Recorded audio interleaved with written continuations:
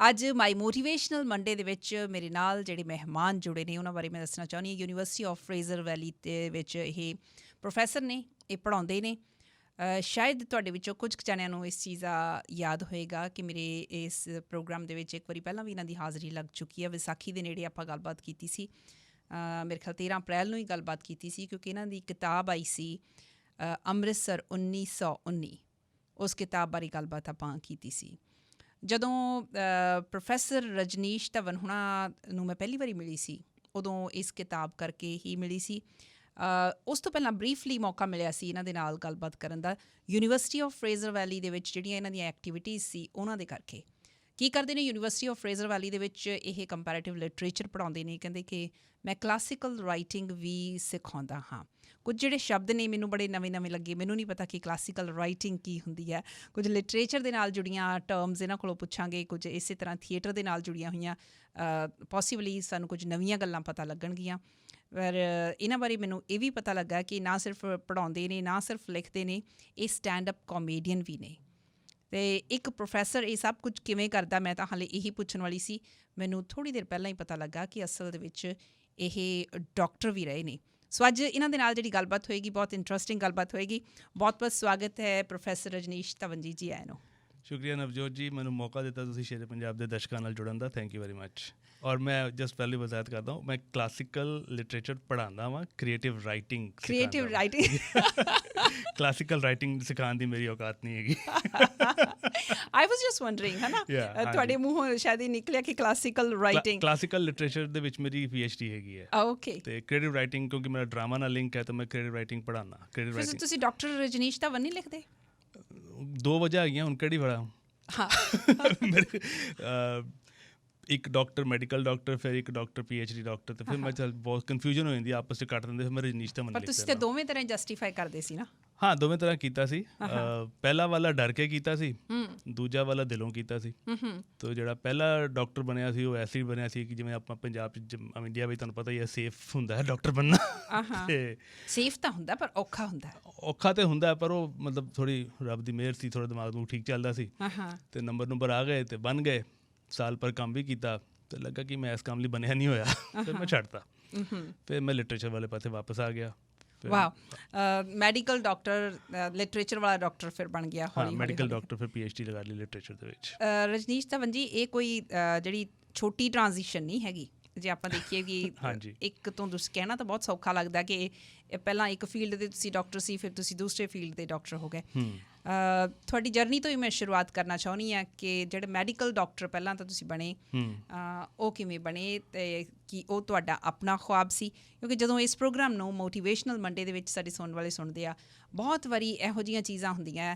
ਸਾਡੇ ਸੁਣਨ ਵਾਲੇ ਮੈਨੂੰ ਫੀਡਬੈਕ ਵੀ ਦਿੰਦੇ ਆ ਕਿ ਵੀ ਹਾਂ, ਅਸੀਂ ਬੜੇ ਸਾਰੇ ਇਹੋ ਜਿਹੇ ਕੰਮ ਹੈ ਜਿਹੜੇ ਕਰੀ ਤਾਂ ਜਾ ਰਹੇ ਹਾਂ। ਕਈ ਵਾਰ ਅੱਧੀ ਤੋਂ ਵੱਧ ਉਮਰ ਤੋਂ ਬਾਅਦ ਸਾਨੂੰ ਇਹ ਚੀਜ਼ ਰੀਅਲਾਈਜ਼ ਹੁੰਦੀ ਹੈ ਕਿ ਨਹੀਂ, ਇਹ ਕੰਮ ਲਈ ਮੈਂ ਨਹੀਂ ਸੀ ਬਣਿਆ, ਜਾਂ ਮੈਂ ਨਹੀਂ ਸੀ ਬਣੀ, ਇਹ ਮੇਰੇ ਲਈ ਨਹੀਂ ਸੀ ਬਣਿਆ, ਮੇਰਾ ਤਾਂ ਕੁਝ ਹੋਰ ਕਰਨ ਦਾ ਮਨ ਸੀ। ਪਰ ਹੁਣ ਤਾਂ ਉਮਰ ਲੰਘ ਗਈ ਹੈ, ਹੁਣ ਤਾਂ ਸ਼ੁਰੂਆਤ ਨਹੀਂ ਕੀਤੀ ਜਾ ਸਕਦੀ। ਤੁਸੀਂ ਜਿਹੜੀ ਇਹ ਟ੍ਰਾਂਜੀਸ਼ਨ ਕੀਤੀ, ਕਦੋਂ ਕੀਤੀ, ਇਹ ਵੀ ਇੱਕ ਇੰਟਰਸਟਿੰਗ ਗੱਲਬਾਤ ਹੋਏਗੀ। ਪਰ ਪਹਿਲਾਂ ਇਹ ਕਿ ਵੀ ਕਿਵੇਂ ਬਣੇ ਮੈਡੀਕਲ ਡਾਕਟਰ? ਮੈਡੀਕਲ ਡਾਕਟਰ ਉਵੇਂ ਜਿਵੇਂ ਇੰਡੀਆ ਵਿੱਚ ਸਭ ਬਣਦੇ ਆ। 10th ਵਿੱਚ ਚੰਗੇ ਨੰਬਰ ਆ ਗਏ ਸੀ। ਕਦੀ ਨਹੀਂ ਸੋਚਿਆ ਮੈਂ ਜ਼ਿੰਦਗੀ ਦੇ ਵਿੱਚ ਕਿ ਮੈਂ ਸਾਇੰਸ ਪੜ੍ਹਨੀ ਹੈ। ਪਰ ਉਹ ਪੀਅਰ ਪ੍ਰੈਸ਼ਰ ਜਿਹੜਾ ਹੁੰਦਾ ਨਾ, ਕਿ ਹੁਣ ਚੰਗੇ ਨੰਬਰ ਆ ਗਏ ਆ, ਮਹੱਲੇ ਦਾ ਸਭ ਤੋਂ ਇੰਟੈਲੀਜੈਂਟ ਬੱਚਾ ਸੀ ਮੈਂ। ਅੱਛਾ। ਅਤੇ ਉਹਦੇ ਕਰਕੇ ਮੇਰੀ ਬੁਲਿੰਗ ਵੀ ਬੜੀ ਹੁੰਦੀ ਸੀ। ਕਿੱਥੇ ਰਹਿੰਦੇ ਸੀ ਤੁਸੀਂ ਪਹਿਲਾਂ? ਮੈਂ ਅੰਮ੍ਰਿਤਸਰ 'ਚ ਰਹਿੰਦਾ ਸੀ, ਪ੍ਰੋਪਰ ਅੰਮ੍ਰਿਤਸਰ ਸ਼ਹਿਰ ਦੇ ਵਿੱਚ। ਹਾਂ, ਮੈਂ ਪੱਕਾ ਅੰਮ੍ਰਿਤਸਰੀ ਹਾਂ। ਅਤੇ ਉਹ ਬਸ ਫਿਰ ਉਹ ਮਤਲਬ ਮੈਨੂੰ ਮੈਥਸ ਤੋਂ ਥੋੜ੍ਹਾ ਡਰ ਲੱਗਦਾ ਸੀ, ਅਤੇ ਆਰਟਸ ਰੱਖਣਾ ਨਿਸ਼ਾਨ ਦੇ ਖਿਲਾਫ ਸੀ। ਅਤੇ ਫਿਰ ਬਚਿਆ ਕਿ ਮੈਡੀਕਲ, ਉਹ ਮੈਡੀਕਲ ਰੱਖ ਲਿਆ। ਫਿਰ ਅਸੀਂ ਉਹ ਆਯੁਰਵੈਦਿਕ ਕਾਲਜ ਵਿੱਚ ਸਾਨੂੰ ਮਿਲ ਗਈ ਐਡਮਿਸ਼ਨ BAMS ਦੇ ਵਿੱਚ। 5 ਸਾਲ ਪੜ੍ਹਾਈ ਕੀਤੀ, 1 ਸਾਲ ਜੋਬ ਵੀ ਕੀਤੀ ਐਜ਼ ਡਾਕਟਰ ਪ੍ਰੋਫੈਸ਼ਨ ਦੇ ਵਿੱਚ। ਆਮ ਅ ਗੁੱਡ ਡਾਕਟਰ। ਵੈਸੇ ਮੈਂ ਕਾਫੀ ਲੋਕਾਂ ਦੀ ਜਾਨ ਬਚਾਈ ਹੈ, ਜਸਟ ਟੂ ਬੀ ਸ਼ੋਰ। ਮੈਂ ਇਸ ਲਈ ਨਹੀਂ ਛੱਡੀ ਸੀ ਕਿ ਮੈਂ ਕੰਪੀਟੈਂਟ ਨਹੀਂ ਸੀ ਹੈਗਾ। ਹਾਲੀ ਵੀ ਮੈਂ ਸੇਵਾ ਦੇ ਰੂਪ ਵਿੱਚ ਕਰਦਾ, ਐਸੇ ਨਹੀਂ ਹੈ ਕਿ ਮੈਂ ਛੱਡਿਆ ਨਹੀਂ ਹੈ ਬਿਲਕੁਲ। ਮੇਰੇ ਆਪਣੇ ਜੇ ਕੋਈ ਆਉਂਦਾ ਹੈਲਪ ਲਈ ਤਾਂ ਮੈਂ ਕਰ ਦਿੰਦਾ। ਪਰ ਮੈਨੂੰ ਪ੍ਰੋਫੈਸ਼ਨਲੀ ਨਾ ਕੋਈ ਸੈਟਿਸਫੈਕਸ਼ਨ ਨਹੀਂ ਸੀ ਕਿ ਮੈਂ ਇਹ ਕੰਮ ਨਹੀਂ ਕਰ ਸਕਦਾ ਸਾਰੀ ਜ਼ਿੰਦਗੀ। ਕੀ ਚੱਲਦਾ ਹੁੰਦਾ ਸੀ ਨਾਲ ਨਾਲ? ਮੈਂ ਤੁਹਾਨੂੰ ਦੱਸਦਾ, ਜਿਸ ਵੇਲੇ ਮੈਂ ਬਹੁਤ ਛੋਟਾ ਸੀ ਨਾ, ਮੈਨੂੰ ਆਈ ਥਿੰਕ 2nd ਜਾਂ 3rd ਸਟੈਂਡਰਡ 'ਚ ਸੀਗਾ, ਤੇ ਸਾਡੇ ਸਕੂਲ 'ਚ ਕੋਈ ਪਲੇ ਹੋਇਆ ਸੀ, ਮੈਨੂੰ ਪਤਾ ਵੀ ਨਹੀਂ ਕਿ ਉਹ ਪਲੇ ਕੀ ਹੈਗਾ ਸੀ, ਮੇਰੇ ਡੈਡੀ ਲੈ ਗਏ ਸੀ ਮੈਨੂੰ। ਅੱਛਾ। ਉਹ ਵੀ ਐਸੇ ਲੈ ਗਏ ਸੀ ਕਿ ਉਹਨਾਂ ਨੇ ਕਿਸੇ ਦਾ ਸਾਨੂੰ ਦੱਸਣਾ ਸੀ, ਬੇਸਿਕਲੀ ਉਹ ਨਹੀਂ ਜਾਣਾ ਚਾਹੁੰਦੇ, ਟੂ ਬੀ ਓਨੈਸਟ। ਦੇਖਣ ਗਏ ਸੀ। And I remember very well, even at the age of 6 or 7 ਮੇਰੇ ਦਿਮਾਗ 'ਚ ਪਹਿਲੀ ਗੱਲ ਇਹੀ ਆਈ ਸੀ ਕਿ ਮੈਨੂੰ ਉੱਥੇ ਹੋਣਾ ਚਾਹੀਦਾ ਸਟੇਜ ਦੇ ਉੱਤੇ, ਮੈਂ ਇੱਥੇ ਕਿਉਂ ਬੈਠਾ ਹੋਇਆ। ਅੱਛਾ। ਉਦੋਂ ਹੀ ਮੇਰੇ ਦਿਮਾਗ 'ਚ ਕੁੰਡੀ ਆ ਗਈ ਸੀ, ਪਰ ਮੈਨੂੰ ਮੌਕਾ ਨਹੀਂ ਮਿਲਿਆ ਸਕੂਲ ਦੇ ਵਿੱਚ। ਉਹਦੀ ਇੱਕ ਵਜ੍ਹਾ ਤਾਂ ਇਹ ਸੀ ਕਿ ਮਤਲਬ ਮੇਰੇ ਪੇਰੈਂਟਸ ਦੀ ਤਾਂ ਬਹੁਤ ਅੱਛਾ ਨੀਅਤ ਸੀ, ਲੇਕਿਨ ਉਹਨਾਂ ਨੇ ਮੈਨੂੰ ਇੱਕ ਐਸੇ ਸਕੂਲ 'ਚ ਭੇਜਿਆ ਸੀ ਜਿੱਥੇ ਅਮੀਰ ਬੱਚੇ ਜਾਂਦੇ ਸੀ, ਔਰ ਅਸੀਂ ਅਮੀਰ ਨਹੀਂ ਸੀ ਹੈਗੇ। ਅੱਛਾ। ਤਾਂ ਮੇਰਾ ਕੌਨਫੀਡੈਂਸ ਲੈਵਲ ਬਹੁਤ ਲੋ ਹੋ ਗਿਆ ਸੀ ਉਹਦੇ ਕਰਕੇ। ਸੋ ਅਫੋਰਡੇਬਿਲਿਟੀ ਨਹੀਂ ਸੀ, ਸਟਿਲ ਉਹ ਤੁਹਾਨੂੰ ਚੰਗੀ ਐਜੂਕੇਸ਼ਨ ਦੇਣਾ ਚਾਹੁੰਦੇ ਸੀ। ਸੋ ਸੈਂਟ ਫਰਾਂਸਿਸ ਸਕੂਲ ਜਿਹੜੀ ਅੰਮ੍ਰਿਤਸਰ ਦਾ, ਉਸ ਵੇਲੇ ਪ੍ਰਾਈਵੇਟ ਸਕੂਲਸ ਨਹੀਂ ਸੀ ਹੁੰਦੇ, ਕਨਵੈਂਟ ਸਕੂਲ ਹੁੰਦੇ ਸੀ ਜਾਂ ਫਿਰ ਸਰਕਾਰੀ ਸਕੂਲ ਹੁੰਦੇ ਸੀ ਜੀ। So they sent me to this. They were middle class people, decent income ਸੀ, ਕੋਈ ਐਸਾ ਨਹੀਂ ਹੈ ਕਿਸੇ ਕੋ ਬਹੁਤ ਤੰਗੀ ਨਹੀਂ ਦੇਖੀ ਜ਼ਿੰਦਗੀ ਦੇ ਵਿੱਚ। ਲੇਕਿਨ ਜਿਹੜੇ ਮੇਰੇ ਕੋਲੀਗ ਸੀ ਨਾ, ਜਿਹੜੇ ਸਹਿਪਾਠੀ ਸੀ ਜਿਹੜੇ, ਉਹ ਸਭ ਮਤਲਬ ਲਾਲਿਆਂ ਦੇ ਵੱਡੇ ਵੱਡੇ ਕਾਰਾਂ ਵਾਲੇ ਬੰਦੇ ਸੀ ਐਂਡ ਆਲ ਦੈਟ। ਐਂਡ ਸਮਹਾਓ ਮੈਨੂੰ ਕਦੀ ਉਹ ਮੌਕਾ ਨਹੀਂ ਸੀ ਮਿਲਦਾ ਕੁਛ ਕਰਨ ਦਾ ਉੱਥੇ ਐਕਸਟਰਾ। ਸੋ ਮੇਰਾ ਕੌਨਫੀਡੈਂਸ ਲੈਵਲ ਬਹੁਤ ਥੱਲੇ ਸੀ। ਕੁਛ ਦੂਸਰੀ ਵਜ੍ਹਾ ਇਹ ਵੀ ਸੀ ਕਿ ਮੈਂ ਅੰਮ੍ਰਿਤਸਰ ਦਾ, ਜਿੱਥੇ ਮੈਂ ਅੰਮ੍ਰਿਤਸਰੀ ਹੈਗਾ, ਹਿੰਦੂ ਖੱਤਰੀ ਪਰਿਵਾਰ 'ਚ ਜੰਮਿਆ ਵਾਂ, but I am a dark skinned person, ਜਿਹੜਾ ਕਿ ਜੇ ਤੁਸੀਂ ਸ਼ਹਿਰ 'ਚ ਰਹਿੰਦੇ ਹੋ, ਅੰਮ੍ਰਿਤਸਰ ਵਰਗੇ ਸ਼ਹਿਰ ਦੇ ਵਿੱਚ, ਤਾਂ ਉਹ ਇੱਕ ਕਾਫੀ ਵੱਡੀ ਪ੍ਰੋਬਲਮ ਹੋ ਜਾਂਦੀ ਹੈ। ਰੀਅਲੀ? ਹਾਂ, ਕਿਉਂਕਿ ਮੇਰੇ ਜਿੰਨੇ ਵੀ ਕਜ਼ਨਸ ਹੈਗੇ ਆ, ਮਤਲਬ ਜਿਸ ਤਰ੍ਹਾਂ ਮੇਰੇ ਮੰਮੀ ਡੈਡ ਹੋਣੀ 6 ਭੈਣ ਭਰਾ ਹੈ, ਅਤੇ ਇੱਕ ਮੇਰੇ ਫਾਦਰ ਔਰ ਇੱਕ ਉਹਨਾਂ ਦੀ ਭੈਣ, ਇਹ ਦੋਨਾਂ ਜਿਹਨੂੰ ਕਹਿੰਦੇ ਪੰਜਾਬੀ 'ਚ ਪੱਕਾ ਰੰਗ ਹੈ, ਅਤੇ ਬਾਕੀ ਜਿਹੜਾ ਠੀਕ ਠਾਕ ਜੇ, ਮਤਲਬ ਇੱਕ ਤਾਂ ਆਲਮੋਸਟ ਇਟਾਲੀਅਨ ਗੋਰਾ ਹੀ ਲੱਗਦਾ ਮੇਰਾ ਚਾਚਾ ਆ, ਰਾਈਟ। ਸੋ and even ਮੇਰੇ ਆਸ-ਪਾਸ ਦੇ ਵਿੱਚ I wasn't, let's say, conventionally a good looking person considered, ਠੀਕ ਹੈ। ਤੋ ਇਹ ਗੱਲ ਕਿਹਨੇ ਪਾਤੀ ਤੁਹਾਡੇ ਦਿਮਾਗ 'ਚ? ਸਾਰਿਆਂ ਨੇ। ਮਤਲਬ ਕਿਤੋਂ ਤਾਂ ਆਉਂਦੀ ਹੈ ਨਾ, ਬੰਦਾ ਤਾਂ ਹਰ ਕੋਈ ਬੰਦਾ ਆਪਣੇ ਆਪ ਨੂੰ ਪਸੰਦ ਕਰਦਾ। ਆਸ-ਪਾਸ ਜਿਹੜੇ ਫਰੈਂਡ ਸਰਕਲ ਸੋ ਕਾਲ ਜਿਹਨਾਂ ਨਾਲ ਖੇਲਦੇ ਸੀ, school, generally speaking, because of being a dark skinned person, I was not considered a good looking person. ਅਤੇ ਉਹ ਕੌਨਫੀਡੈਂਸ ਲੈਵਲ ਹੋਰ ਥੱਲੇ ਹੋ ਗਿਆ ਕਿ ਮੇਰੇ ਵਰਗੇ ਬੰਦੇ ਕਿੱਥੇ TV ਦੇ ਉੱਤੇ ਜਾਂ ਸਟੇਜ ਦੇ ਉੱਤੇ ਜਾਣਗੇ। ਪਰ ਅੰਦਰ ਉਹ ਚੀਜ਼ ਹੈ ਸੀ, ਉਹ ਤਾਂ ਹੈਗੀ ਸੀ, ਰਾਈਟ। ਬਟ ਕਦੀ ਹਿੰਮਤ ਨਹੀਂ ਪਈ ਜਾ ਕੇ ਕਿਸੇ ਟੀਚਰ ਨੂੰ ਕਹਾਂ ਕਿ ਮੈਨੂੰ ਕਾਸਟ ਕਰ ਲੈ, ਜਾਂ ਜਿਵੇਂ ਸਕੂਲ ਦੇ ਵਿੱਚ ਕੁਛ ਹੋ ਰਿਹਾ, ਆਡੀਸ਼ਨ ਹੋ ਰਹੀ ਹੈ ਅਤੇ ਮੈਂ ਚਲਾ ਜਾਵਾਂ। ਦਿਮਾਗ ਵਿੱਚ ਮੇਰਾ, ਮੈਂ ਤੁਹਾਨੂੰ ਦੱਸਾਂ, ਪਹਿਲੇ ਬਲੋਕੇਜ ਬਣਦੀ ਸੀ, ਮੈਨੂੰ ਰਿਜੈਕਟ ਕਰਦੇ। ਮੇਰੀ ਕੋਲ ਆਫਟਰ ਪਿਬਰਟੀ ਤੋਂ ਪਹਿਲਾਂ ਲਗਾ ਲਓ 9 ਸਾਲ ਤੋਂ ਲੈ ਕੇ ਅਤੇ 16-17 ਸਾਲ ਤੱਕ ਮੇਰੇ ਕੋਲ ਕੋਈ ਫੋਟੋ ਹੀ ਨਹੀਂ ਹੈਗੀ ਆਪਣੀ। ਮੈਂ ਕੈਮਰੇ ਅੱਗੇ ਜਾਂਦਾ ਹੀ ਨਹੀਂ ਸੀ ਹੁੰਦਾ। ਅੱਛਾ। ਮੈਂ ਇੰਨਾ ਝਿਜਕਦਾ ਸੀ ਕਿ ਮੇਰੀ ਸ਼ਕਲ ਨਹੀਂ ਚੰਗੀ, ਮੇਰੀ ਫੋਟੋ ਨਹੀਂ ਚੰਗੀ ਆਣੀ, ਮੈਂ ਕੈਮਰੇ ਅੱਗੇ ਨਹੀਂ ਜਾਂਦਾ। ਔਰ ਜੇ ਕੋਈ ਇੱਕ ਦੋ ਫੋਟੋ ਕੋਈ ਹੈਗੀ ਵੀ ਹੈ ਨਾ, ਮੈਂ ਆਪਣਾ ਐਨਾਲਿਸਿਸ ਕਰਦਾ ਪਿਆ ਸੀ ਪਿੱਛੇ, ਉਹਦੇ ਵਿੱਚ ਨਾ ਮੈਂ ਕੁਛ ਅਜੀਬ ਜਿਹੀ ਹਰਕਤ ਕਰਦਾ ਪਿਆ ਮੈਂ, ਤਾਂ ਕਿ ਬੰਦੇ ਦਾ ਫੋਕਸ ਮੇਰੀ ਉਸ ਹਰਕਤ 'ਤੇ ਹੋਵੇ ਅਤੇ ਮੇਰੀ ਸ਼ਕਲ 'ਤੇ ਨਾ ਜਾਵੇ। ਆਈ ਵਾਜ਼ ਸੋ ਬੈਡਲੀ ਇਨਫਲੂਐਂਸਡ ਬਾਏ ਦਿਸ ਬੋਡੀ ਸ਼ੇਮਿੰਗ ਔਰ ਰੇਸਿਜ਼ਮ ਕਹਿ ਲਓ ਇੱਕ ਤਰ੍ਹਾਂ ਦਾ। ਰੇਸਿਜ਼ਮ ਤਾਂ ਨਹੀਂ ਕਹਾਂਗੇ ਮਤਲਬ, but I was a dark skin person in a generally fair complexion environment.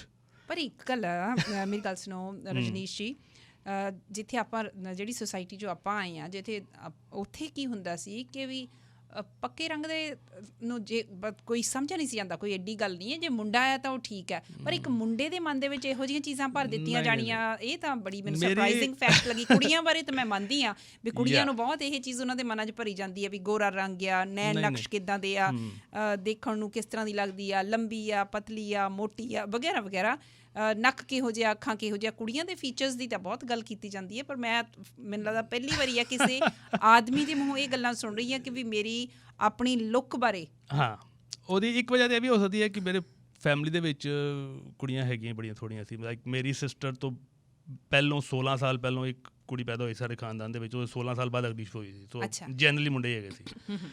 So and it was with the boys. ਦੂਜੇ ਪਾਸੇ ਆਈ ਵਾਜ਼ ਮੇਰੀ ਫਰੈਂਡਸ ਫੀਮੇਲਸ ਬਚਪਨ ਤੋਂ ਹੀ ਬਹੁਤ ਸੀ, ਉਹਨਾਂ ਨੇ ਮੈਨੂੰ ਕਦੀ ਕੁਛ ਨਹੀਂ ਕਿਹਾ। ਇਹ ਜਿਹੜਾ ਮੇਲ ਸੀ ਨਾ ਤਬਕਾ, ਉੱਥੋਂ ਹੀ I was in that scenario and I stayed in that scenario for a long time. ਇਹ ਮੈਨੂੰ ਬਾਹਰ ਆਉਣ ਦੇ ਵਿੱਚ ਆਈ ਥਿੰਕ 18-19 ਸਾਲ ਦੇ ਵਿੱਚ ਜਦੋਂ ਮੈਂ ਆਪਣੇ ਡਰਾਮੇ ਆਪੇ ਬਣਾਉਣੇ ਸ਼ੁਰੂ ਕੀਤੇ, ਮੈਂ ਕਿਹਾ ਚੱਲ ਮੈਨੂੰ ਕੋਈ ਨਹੀਂ ਲੈਂਦਾ, ਮੈਂ ਆਪਣਾ ਆਪੇ ਬਣਾਉਣਾ ਵਾ। ਅੱਛਾ। ਉਹ ਫਿਰ ਮੈਂ ਸਟੇਜ 'ਤੇ ਚੜ੍ਹਿਆ ਤਾਂ ਲੋਕਾਂ ਤਾੜੀਆਂ ਬੜੀਆਂ ਬੜੇ ਖੁਸ਼ ਹੋਏ ਸਾਰੇ। ਮੈਂ ਕਿਹਾ ਯਾਰ ਇਹ ਤਾਂ ਚੰਗੀ ਗੱਲ ਹੈ। ਅੱਛਾ। ਇਹਦਾ ਮਤਲਬ people accept me. So that was first year of my medical BAMS, right. ਉਦੋਂ ਮੈਂ ਪਹਿਲਾਂ ਆਪਣਾ ਡਰਾਮਾ ਬਣਾਇਆ ਸੀ ਔਰ ਉਹ ਬੜਾ ਪੋਪੂਲਰ ਹੋਇਆ, ਔਰ ਉਸ ਤੋਂ ਬਾਅਦ ਮੈਂ ਹਰ ਸਾਲ ਵੱਡੇ ਉੱਥੇ ਫਿਰ ਕਰਨੇ ਸ਼ੁਰੂ ਕਰਤੇ। ਫਿਰ ਉਹਦੇ ਵਿੱਚ ਜਿਹੜੀਆਂ ਉਹਦੀਆਂ ਫੋਟੋਆਂ ਵੀ ਆਉਣੀਆਂ, ਅਤੇ ਮੈਂ ਕਿਹਾ ਯਾਰ ਮੈਂ ਇੱਦਾਂ ਵੀ ਬੜਾ ਲੱਗਦਾ, ਮੈਂ ਠੀਕ ਹੀ ਲੱਗਦਾ। So it was a whole process. ਮੈਂ ਰਜਨੀਸ਼ ਜੀ ਕੁਝ ਹੋਰ ਜਾਣਕਾਰੀ ਚਾਹਾਂਗੀ ਇਸ ਸਿਲਸਿਲੇ ਦੇ ਵਿੱਚ, ਕਿਉਂਕਿ you are not the only person ਜਿਹਦੇ ਮਨ ਦੇ ਵਿੱਚ ਇਹੋ ਜਿਹੀਆਂ ਚੀਜ਼ਾਂ, ਹੋਰ ਸਾਡੇ ਬਹੁਤ ਸਾਰੇ ਸੁਣਨ ਵਾਲੇ ਹੋਣਗੇ ਜਿਨ੍ਹਾਂ ਦੇ ਇਸ ਤਰ੍ਹਾਂ ਦੇ ਲਿਮਿਟਿੰਗ ਬਲੀਫਸ ਬਣਾ ਦਿੱਤੇ ਗਏ ਕਿ ਭਾਈ ਤੂੰ ਇਸ ਤਰ੍ਹਾਂ ਦਾ ਜਾਂ ਤੂੰ ਉਸ ਤਰ੍ਹਾਂ ਦਾ, ਜੇ ਤੂੰ ਆਹ ਨਹੀਂ ਕਰ ਸਕਦਾ ਉਹ ਨਹੀਂ ਕਰ ਸਕਦਾ। ਪਰ ਜਿਹੜੀ ਸਭ ਤੋਂ ਇੰਪੋਰਟੈਂਟ ਗੱਲ ਇਹ ਹੋਏਗੀ ਕਿ ਤੁਸੀਂ ਉਸ ਚੀਜ਼ ਦੇ ਵਿੱਚੋਂ ਕਿਵੇਂ ਨਿਕਲੇ। ਕਦੇ ਕਿਸੇ ਨੂੰ ਤੁਸੀਂ ਆਪਣੇ ਕਿਸੇ ਕਲੋਜ਼ ਜਿਹੜਾ ਵਿਅਕਤੀ ਹੋਵੇ, ਕਈ ਮਾਂ ਹੁੰਦੀ ਕਿਸੇ ਦੇ ਬਹੁਤ ਜ਼ਿਆਦਾ ਨੇੜੇ, ਕਿਸੇ ਦੇ ਬਾਪ ਹੁੰਦਾ ਜਾਂ ਕੋਈ ਦੋਸਤ ਹੁੰਦਾ, ਭੈਣ ਭਰਾ ਹੁੰਦਾ, ਕਦੇ ਤੁਸੀਂ ਆਪਣੇ ਮਨ ਦੀ ਇਹ ਗੱਲ ਸ਼ੇਅਰ ਵੀ ਕਰਦੇ ਸੀ ਕਿ ਵੀ ਮੈਂ ਆਪਣੇ ਬਾਰੇ ਚੰਗਾ ਨਹੀਂ ਸੋਚਦਾ? ਨਹੀਂ ਕਰਦੇ ਸੀ। ਇਹ ਕਿਸੇ ਨਾਲ ਸ਼ੇਅਰ ਕੀਤੀ ਬਿਕੋਜ਼ ਉਹ ਵੀ ਉਸੇ ਕਮਿਊਨਿਟੀ ਦਾ ਹਿੱਸਾ ਸਾਰੇ ਇਟਸ ਦੇਖੋ, ਕਿਸੇ ਬੱਚੇ ਨੂੰ ਜੰਮਦਿਆਂ ਨਹੀਂ ਪਤਾ ਹੁੰਦਾ ਕਿ ਗੋਰਾ ਰੰਗ ਚੰਗਾ ਕਿ ਕਾਲਾ ਰੰਗ ਚੰਗਾ। ਉਹ ਅਸੀਂ ਸੁਸਾਇਟੀ ਉਹਦੇ ਅੰਦਰ ਭਰਦੀ ਹੈ, ਉਹਨੂੰ ਅਸੀਂ ਟ੍ਰੇਨਿੰਗ ਬੱਚੇ ਨੂੰ ਥੋੜ੍ਹਾ ਪਤਾ ਵਾ। ਅਤੇ ਜਿਸ ਸੁਸਾਇਟੀ ਨੇ ਮੈਨੂੰ ਇਸ ਚੀਜ਼ ਦੇ ਬਾਰੇ ਅਵੇਅਰ ਕੀਤਾ ਸੀ ਕਿ ਤੂੰ ਚੰਗਾ ਨਹੀਂ ਲੱਗਦਾ, ਦੇਖਣ 'ਚ ਤੂੰ ਚੰਗਾ ਨਹੀਂ ਹੈਗਾ, ਉਹ ਸੁਸਾਇਟੀ ਦਾ ਹਿੱਸਾ ਸੀ। ਮੇਰੇ ਪੇਰੈਂਟਸ ਵੀ ਔਰ ਮੇਰੇ ਸਿਸਟਰ ਸਭ ਉਸੇ ਸੁਸਾਇਟੀ ਦੇ ਵਿੱਚ ਹੀ ਸੀ। Like they were not out of that. They may not be directly saying it, but they are part of that. So ਉਸ ਸਿਚੁਏਸ਼ਨ ਵਿੱਚ ਤੁਸੀਂ ਇੱਕਦਮ ਆਪਣੇ ਆਪ ਨੂੰ ਇਕੱਲਾ ਹੀ ਫੀਲ ਕਰਦੇ ਹੋ। ਔਰ ਉਹਦੇ ਵਿੱਚੋਂ ਹੁਣ ਅੱਜ ਕੱਲ੍ਹ ਤਾਂ ਖੈਰ ਕਾਫੀ ਜ਼ਿਆਦਾ ਇਹਦੀ ਅਵੇਅਰਨੈਸ ਹੋ ਗਈ ਹੈ, ਮੈਂਟਲ ਹੈਲਥ ਐਂਡ ਐਵਰੀਥਿੰਗ। ਉਹ ਸਾਡੇ ਟਾਈਮ 'ਤੇ ਕਿੱਥੇ ਹੁੰਦਾ ਸੀ ਜੀ। ਅਤੇ ਮੈਨੂੰ ਤਾਂ ਮਤਲਬ ਇਹ ਸਮਝ ਲਓ ਸਪੋਰਟਸ, ਮੇਰੀ ਕ੍ਰਿਕਟ, ਉਹਨੇ ਕੌਨਫੀਡੈਂਸ ਦਿੱਤਾ। ਔਰ ਜਿਹੜਾ ਮੈਂ ਪਲੇ ਬਣਾਉਣੇ ਸ਼ੁਰੂ ਕੀਤੇ ਆਪ ਐਟ ਦ ਏਜ ਆਫ 19, ਉਹਨੇ ਕੌਨਫੀਡੈਂਸ ਲਿਆਉਣਾ ਸ਼ੁਰੂ ਕੀਤਾ ਕਿ ਇਟਸ ਫੀਜ਼ੀਬਲ ਟੂ ਡੂ ਦੈਟ। ਸੋ ਮੈਂ ਇਹ ਕਰਨਾ ਹੁੰਦਾ ਕਿ BAMS ਦੇ ਵਿੱਚ ਠੀਕ ਹੈ, ਮੈਂ ਮੈਡੀਕਲ ਦੀ ਆਯੁਰਵੇਦ ਦੀ ਅੱਛੀ ਮੈਨੂੰ ਨੌਲੇਜ ਹੋ ਗਈ, ਉਹ ਠੀਕ ਹੈ, ਔਰ ਮੈਂ ਯੂਜ਼ ਵੀ ਕਰਦਾ ਕਦੀ ਕਦਾਈ। ਪਰ ਉਹਨੇ ਮੈਨੂੰ ਇੱਕ ਐਸੀ ਕਮਿਊਨਿਟੀ ਦਿੱਤੀ। ਬੜਾ ਛੋਟਾ ਜਿਹਾ ਕਾਲਜ ਸੀ ਸਾਡਾ, 250 ਬੱਚਿਆਂ ਦਾ। 250 ਬੱਚੇ ਤਾਂ ਨਹੀਂ, ਖੈਰ ਡਾਕਟਰ ਸੀ ਸਾਰੇ। ਸੋ ਬਟ ਸਾਰੇ ਇੱਕ ਦੂਜੇ ਨੂੰ ਜਾਣਦੇ ਸੀ। ਅਤੇ ਉਹਦੇ ਵਿੱਚ ਉਸ ਕਮਿਊਨਿਟੀ ਨੇ ਮੈਨੂੰ ਇਹ ਕੌਨਫੀਡੈਂਸ ਦੇਣਾ ਸ਼ੁਰੂ ਕੀਤਾ ਆਹਿਸਤਾ। And by the time I came out of final year I was supremely confident. ਮਤਲਬ ਮੇਰੀ ਇੱਕ ਨਾ ਗ੍ਰੇਡ 11 ਦੀ ਇੱਕ ਫੋਟੋ ਹੈਗੀ ਹੈ ਜਿਹਦੇ ਵਿੱਚ ਮੈਂ ਇੱਕ ਪੈਰੋਡੀ ਗਾ ਰਿਹਾ। ਉਹ ਗਾਣਾ ਆਇਆ ਸੀ ਸਨੀ ਦਿਓਲ ਦਾ, ਬੜਾ ਪੋਪੂਲਰ, ਜਬ ਹਮ ਜਵਾਂ ਹੋਂਗੇ। ਮੈਂ ਉਹਦੀ ਪੈਰੋਡੀ ਬਣਾਈ ਸੀ, ਜਬ ਹਮ ਬੂढ़े ਹੋਂਗੇ, ਘੁਟਨੇ ਜੁੜੇ ਹੋਂਗੇ, ਪਲੰਗ ਪੇ ਬੈਠ ਕੇ ਜਵਾਨੀ ਯਾਦ ਕरेंगे। ਤੋ ਉਹ ਮੈਂ ਗਾਣਾ ਗਾ ਰਿਹਾ ਮੈਂ DAV ਕਾਲਜ ਦੇ ਵਿੱਚ। ਅਤੇ ਮੈਂ ਨਾ ਬਿਲਕੁਲ ਇਸ ਤਰ੍ਹਾਂ ਛੱਤ ਵੱਲ ਦੇਖਦਾ ਪਿਆ ਲਗਾਤਾਰ। ਮੇਰੀ ਬਿਲਕੁਲ ਹਿੰਮਤ ਸੀ ਕਿ ਮੈਂ ਆਡੀਅנס ਵੱਲ ਦੇਖ ਸਕਾਂ। ਪੂਰੀ ਫੋਟੋ ਉਸ ਤਰ੍ਹਾਂ ਹੀ ਹੈਗੀ ਹੈ। Bye the time I was in my 20s, ਹੁਣ ਮੇਰੇ ਅੱਗੇ ਤੁਸੀਂ ਇਹ ਹਾਲਤ ਹੋ ਗਈ ਸੀ ਕਿ 10,000 20,000 ਮਿਲੀਅਨ ਬੰਦਾ ਵੀ ਇਕੱਠਾ ਕਰ ਦੋ, ਅਤੇ ਮੇਰੀ ਅੱਖਾਂ 'ਚ ਅੱਖਾਂ ਪਾ ਕੇ ਗੱਲ ਕਰਨ ਜੋਗਾ ਹੋ ਗਿਆ ਸੀ। And this was all through that self motivated transformation ਜਿਹੜੀ ਥੀਏਟਰ ਤੋਂ ਮਿਲੀ ਸੀ। ਉਹ ਥੀਏਟਰ ਨਾਲ ਇੰਨਾ ਲਗਾਵ ਹੋ ਗਿਆ, ਉੱਥੋਂ ਮੈਂ ਤੁਹਾਨੂੰ ਅਗਲੇ ਪੜਾਅ ਵੱਲ ਆਉਣਾ ਵਾ। ਉਹ ਥੀਏਟਰ ਨਾਲ ਇੰਨਾ ਲਗਾਵ ਹੋ ਗਿਆ ਕਿ ਮੈਂ ਆਪਣੀ ਲਾਈਫ ਨੂੰ ਉਹਦੇ ਬਿਨਾਂ ਇਮੈਜਿਨ ਹੀ ਨਹੀਂ ਸੀ ਕਰ ਪਾਉਂਦਾ। So when I started working as a doctor, ਉਹ ਮੈਨੂੰ ਟਾਈਮ ਨਹੀਂ ਸੀ ਦਿੰਦੀ। ਉਹ ਬੜੀ ਅੱਛੀ ਲਾਈਫ ਸੀ। ਮਤਲਬ ਕਈ ਰਾਤੀ ਕੋਈ ਫੋਨ ਕਰ ਦਿੰਦਾ ਸੀ ਜਾਂ ਐਮਰਜੈਂਸੀ, ਉਹ ਮੈਨੂੰ ਅੱਛਾ ਲੱਗਦਾ। ਐਸਾ ਨਹੀਂ ਕਿ ਮੈਨੂੰ ਅੱਛਾ ਨਹੀਂ ਲੱਗਦਾ, ਪਰ ਮੇਰੇ ਅੰਦਰ ਨਾ ਉਹ ਹੋ ਗਿਆ ਸੀ ਕਿ ਮੈਂ ਉਹਦੇ ਤੋਂ ਕੱਟ ਜਾਊਂਗਾ ਆਪਣੇ ਥੀਏਟਰ ਵਰਲਡ ਤੋਂ, ਅਤੇ ਉਹਦੇ ਤੋਂ ਕੱਟ ਕੇ ਜ਼ਿੰਦਗੀ ਮੈਨੂੰ ਨਾ ਮੈਂ ਇਮੈਜਿਨ ਨਹੀਂ ਸੀ ਕਰ ਪਾਉਂਦਾ। ਅਤੇ ਫਿਰ ਮੈਂ ਐਟ ਦ ਏਜ ਆਫ 26 ਇਹ ਫੈਸਲਾ ਲਿਆ ਕਿ ਇੱਕ ਵਾਰੀ ਤਾਂ ਨਾ ਉਹ ਤਾਂ ਮੈਂ ਡਰ ਕੇ ਕੀਤਾ ਸੀ ਕਿ ਬਈ ਅਨਇੰਪਲੋਇਮੈਂਟ ਤੋਂ ਡਰ ਕੇ ਡਾਕਟਰ ਬਣੇ ਸੀ। ਹੁਣ ਤਾਂ ਬਣ ਗਏ ਆ ਨਾ, ਕੁਛ ਨਹੀਂ ਹੁੰਦਾ। ਹੁਣ ਕਰੈਸ਼ ਲੈਂਡਿੰਗ ਤਾਂ ਨਹੀਂ ਹੁੰਦੀ, ਇੱਕ ਵਾਰੀ ਉੱਡ ਕੇ ਦੇਖ ਲੈਂਦੇ ਹਾਂ। So I left that profession. I joined MA in English. Full time MA English join ਕੀਤੀ। ਮੈਨੂੰ ਲੋਕ ਕਹਿੰਦੇ ਸੀ ਤੂੰ ਕਾਲਜ ਜਾਣਾ ਹੁੰਦਾ, ਯੂਨੀਵਰਸਿਟੀ ਜਾਣਾ, ਸਵੇਰੇ ਚੱਲ ਜਾ ਕਰ, ਸ਼ਾਮੀ ਕਲੀਨਿਕ ਖੋਲ੍ਹ ਲਿਆ ਕਰ। ਐਜ਼ ਅ ਡਾਕਟਰ ਤੁਸੀਂ ਪ੍ਰੈਕਟਿਸ ਸ਼ੁਰੂ ਕਰ ਦਿੱਤੀ? 1 ਸਾਲ ਪੂਰਾ ਕੀਤਾ ਸੀ ਕੰਮ। ਉਸ ਤੋਂ ਬਾਅਦ ਫਿਰ ਤੁਸੀਂ ਗੈਪ ਤੋਂ ਬਾਅਦ ਫਿਰ ਤੁਸੀਂ MA ਇੰਗਲਿਸ਼ ਜੁਆਇਨ ਕੀਤੀ? ਹਾਂਜੀ, MA ਇੰਗਲਿਸ਼ ਜੁਆਇਨ ਕੀਤੀ। ਫਿਰ ਉਹ ਕਰਦੇ ਕਰਦੇ ਫਿਰ ਉਹ UGC ਕਲੀਅਰ ਹੋ ਗਈ। ਅਤੇ UGC ਕਲੀਅਰ ਹੋ ਗਈ ਅਤੇ ਫਿਰ ਤਾਂ ਮਤਲਬ ਆਫਰਸ ਦੀ ਢੇਰ ਲੱਗ ਗਏ ਸੀ। ਆ ਜਾਓ, ਉਸ ਟਾਈਮ ਤਾਂ ਹੁੰਦੀ ਨਹੀਂ ਸੀ ਕਿਸੇ ਕੋਲ English the UGC। So I was the only one in the hole Guru Nanak Dev university area in the last 4 years ਜਿਹਨੇ ਉਹ ਕੀਤੀ ਸੀ। ਮੈਨੂੰ ਇਹ ਦੱਸੋ, ਫੀਲਿੰਗ ਕਿੱਦਾਂ ਦੀ ਸੀਗੀ? ਤੁਸੀਂ ਇੱਕ ਪਾਸੇ ਮੈਡੀਕਲ ਪੜ੍ਹੀ ਜਾ ਰਹੇ ਹੋ, ਅੰਦਰ ਤੁਹਾਡੇ ਲਿਟਰੇਚਰ ਜਾਂ ਥੀਏਟਰ ਉਹ ਚੀਜ਼ ਵੀ ਨਾਲ ਟਰੈਵਲ ਕਰ ਰਹੀ ਹੈ, ਅਤੇ ਇੱਕ ਉਹ ਦਿਨ ਆਇਆ ਜਦੋਂ ਤੁਸੀਂ ਸੋਚਿਆ ਕਿ ਵੀ ਹਾਂ ਓਕੇ ਮੈਂ MA ਲਿਟਰੇਚਰ ਜੁਆਇਨ ਕਰਨ ਲੱਗਾ, ਐਡਮਿਸ਼ਨ ਲੈ ਲਈ। ਮੈਂ ਉਹ ਜਿਹੜੀ ਫੀਲਿੰਗ ਆ ਉਹ ਜਾਣਨਾ ਚਾਹੁੰਦੀ ਹਾਂ ਕਿ ਹਾਊ ਵਾਜ਼ ਦੈਟ ਫੀਲਿੰਗ, ਕਿਉਂਕਿ ਉਹ ਜਿਹੜਾ ਆਪਣਾ ਦਾਇਰਾ ਉਹਦੇ ਵਿੱਚੋਂ ਬਾਹਰ ਆਉਣਾ ਬਹੁਤ ਔਖਾ ਹੈ। ਮੈਂ ਲਾਸਟ ਵੀਕ ਵੀ ਇੱਥੇ ਤੁਹਾਡੀ ਸੀਟ 'ਤੇ ਉਸ ਵੇਲੇ ਰਾਣਾ ਰਣਬੀਰ ਬੈਠੇ ਸੀ, ਉਹਨਾਂ ਨਾਲ ਗੱਲਾਂ ਬਾਤਾਂ ਕਰ ਰਹੇ ਸੀ। ਕਹਿੰਦੇ ਕਿ ਬਹੁਤ ਮੌਕੇ ਆਏ ਜਦ ਮੈਂ ਕੰਫਰਟ ਜ਼ੋਨ ਨੂੰ ਛੱਡ ਕੇ ਅੱਗੇ ਵਧਿਆ। ਤੁਸੀਂ ਵੀ ਉਹ ਕੰਫਰਟ ਜ਼ੋਨ ਛੱਡਿਆ ਸੀ। ਬਹੁਤ ਵਾਰ ਅਸੀਂ ਉਹ 'ਚ ਸਟੱਕ ਹੋ ਕੇ ਰਹਿ ਜਾਂਦੇ ਹਾਂ। ਮੈਂ ਬਿਲਕੁਲ ਛੱਡਿਆ ਸੀ। ਮੈਂ ਉਸ ਟਾਈਮ ਦੇ ਉੱਤੇ ਸਮਝ ਲਓ ਅਰਾਊਂਡ ਅਬਾਊਟ 20,000 ਪਰ ਮੰਥ ਨੂੰ ਛੱਡ ਕੇ ਜ਼ੀਰੋ ਤੇ ਐਮਏ ਸ਼ੁਰੂ ਕੀਤੀ ਸੀ। ਔਰ ਉਸ ਟਾਈਮ ਤੇ ਪ੍ਰੋਫੈਸਰ ਦੀ ਤਨਖਾਹ 7,000 ਹੁੰਦੀ ਸੀ। ਮਤਲਬ ਮੈਂ ਵੱਧ ਤੋਂ ਵੱਧ ਪ੍ਰੋਫੈਸਰ ਹੀ ਬਣਦਾ ਨਾ ਉਹਨੂੰ ਕਰਕੇ। ਸੋ ਮੋਨੇਟਰੀਲੀ ਸਪੀਕਿੰਗ ਉਹ ਇੱਕ ਇਹੋ ਜਿਹਾ ਜੂਆ ਹੈਗਾ ਸੀ ਜਿਹੜਾ ਮੈਂ ਬਾਅਦ ਦੇ ਵਿੱਚ ਇੱਥੇ ਆ ਕੇ ਵੀ ਖੇਡਿਆ। ਉਹਦੇ ਬਾਰੇ ਤੁਹਾਨੂੰ ਬਾਅਦ 'ਚ ਦੱਸਾਂਗਾ। ਠੀਕ ਹੈ ਕਿ ਇਸ ਵੇਲੇ ਮੈਨੂੰ ਪੈਸੇ ਜ਼ਿਆਦਾ ਮਿਲਦੇ ਪਏ ਆ, ਠੀਕ ਹੈ, ਪਰ ਮੈਂ ਖੁਸ਼ ਨਹੀਂ ਹੈਗਾ।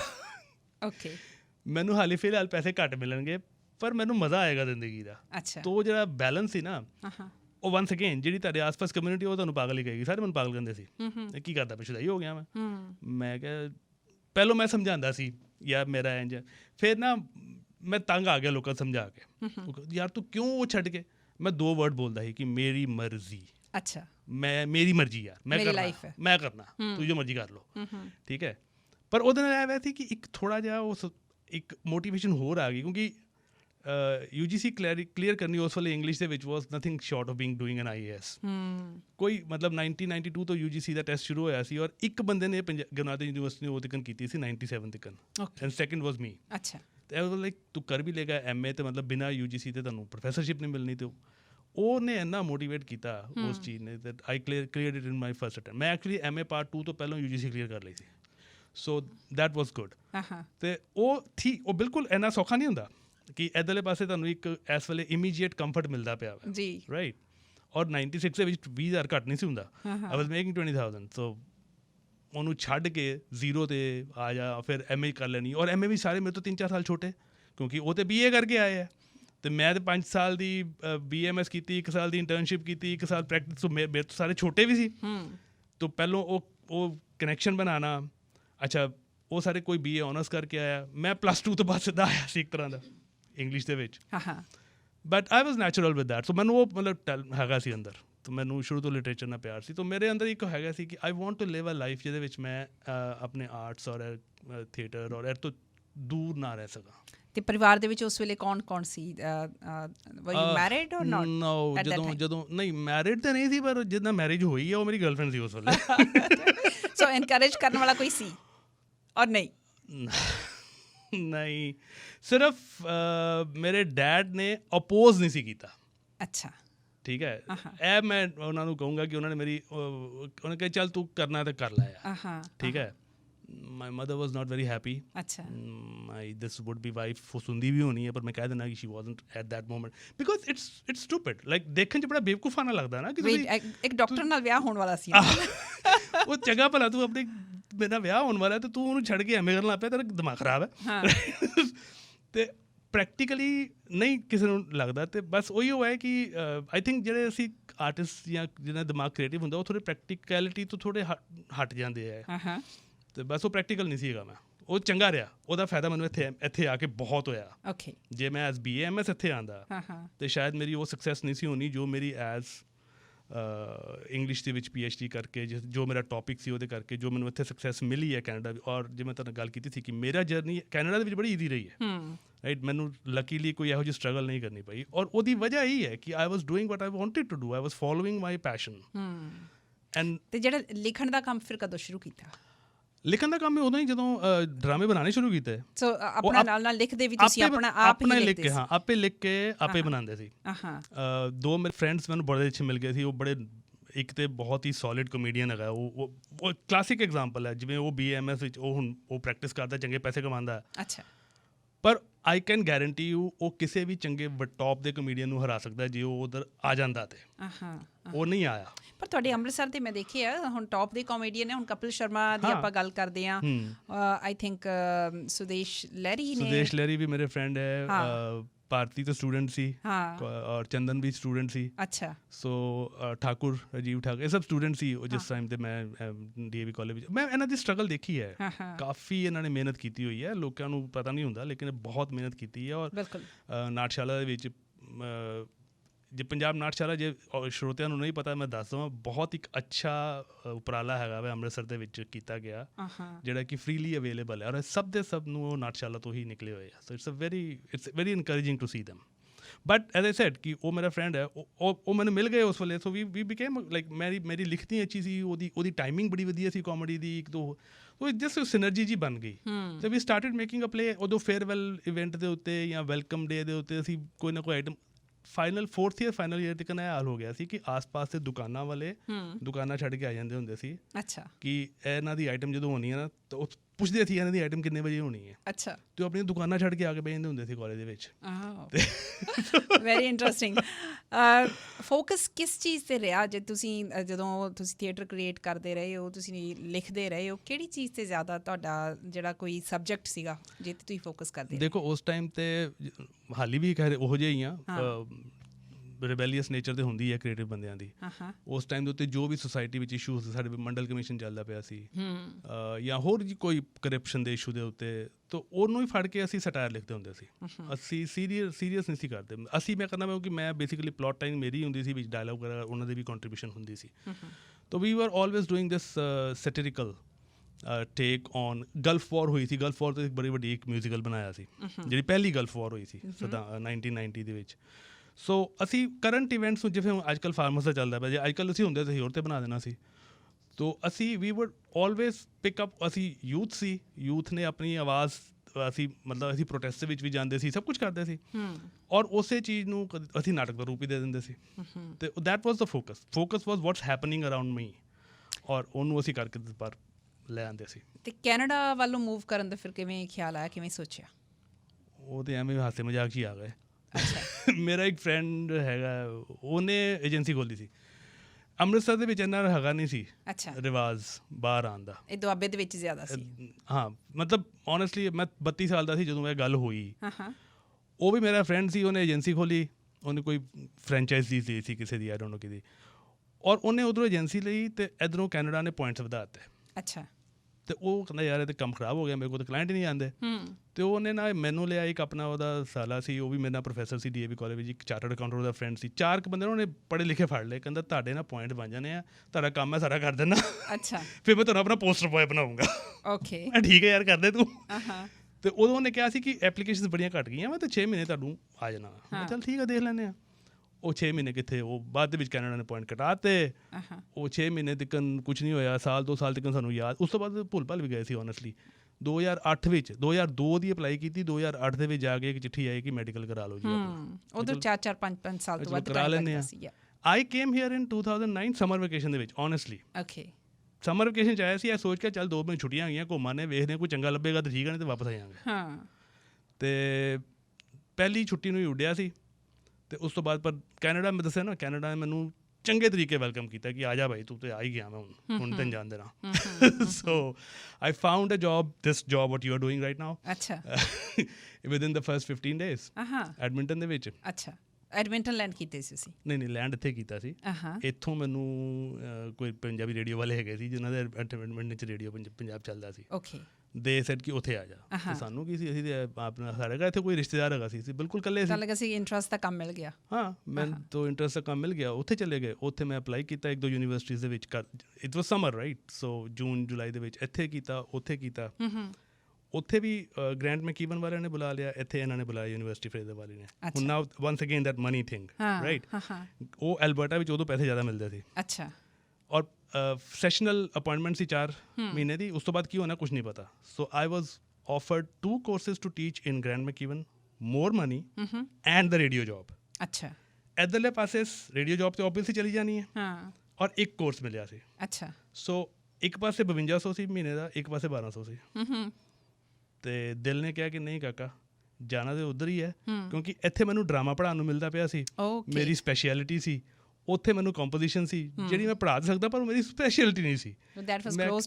ਹਾਂ, ਮੈਂ ਕਿਹਾ ਮੈਂ ਪਹਿਲੀ ਵਾਰੀ ਕੁਛ ਪੜ੍ਹਾਉਣਾ ਕੈਨੇਡਾ ਦੇ ਵਿੱਚ, ਅਤੇ ਉਹ ਪੜ੍ਹਾਵਾਂ ਜਿਹੜੀ ਮੇਰੀ ਸਪੈਸ਼ਲਿਟੀ ਹੈ। ਪੈਸੇ ਘੱਟ ਤੇ ਕੋਈ ਗੱਲ ਨਹੀਂ। So I took the 1200, left the 5200, came here, best decision of my Canadian life.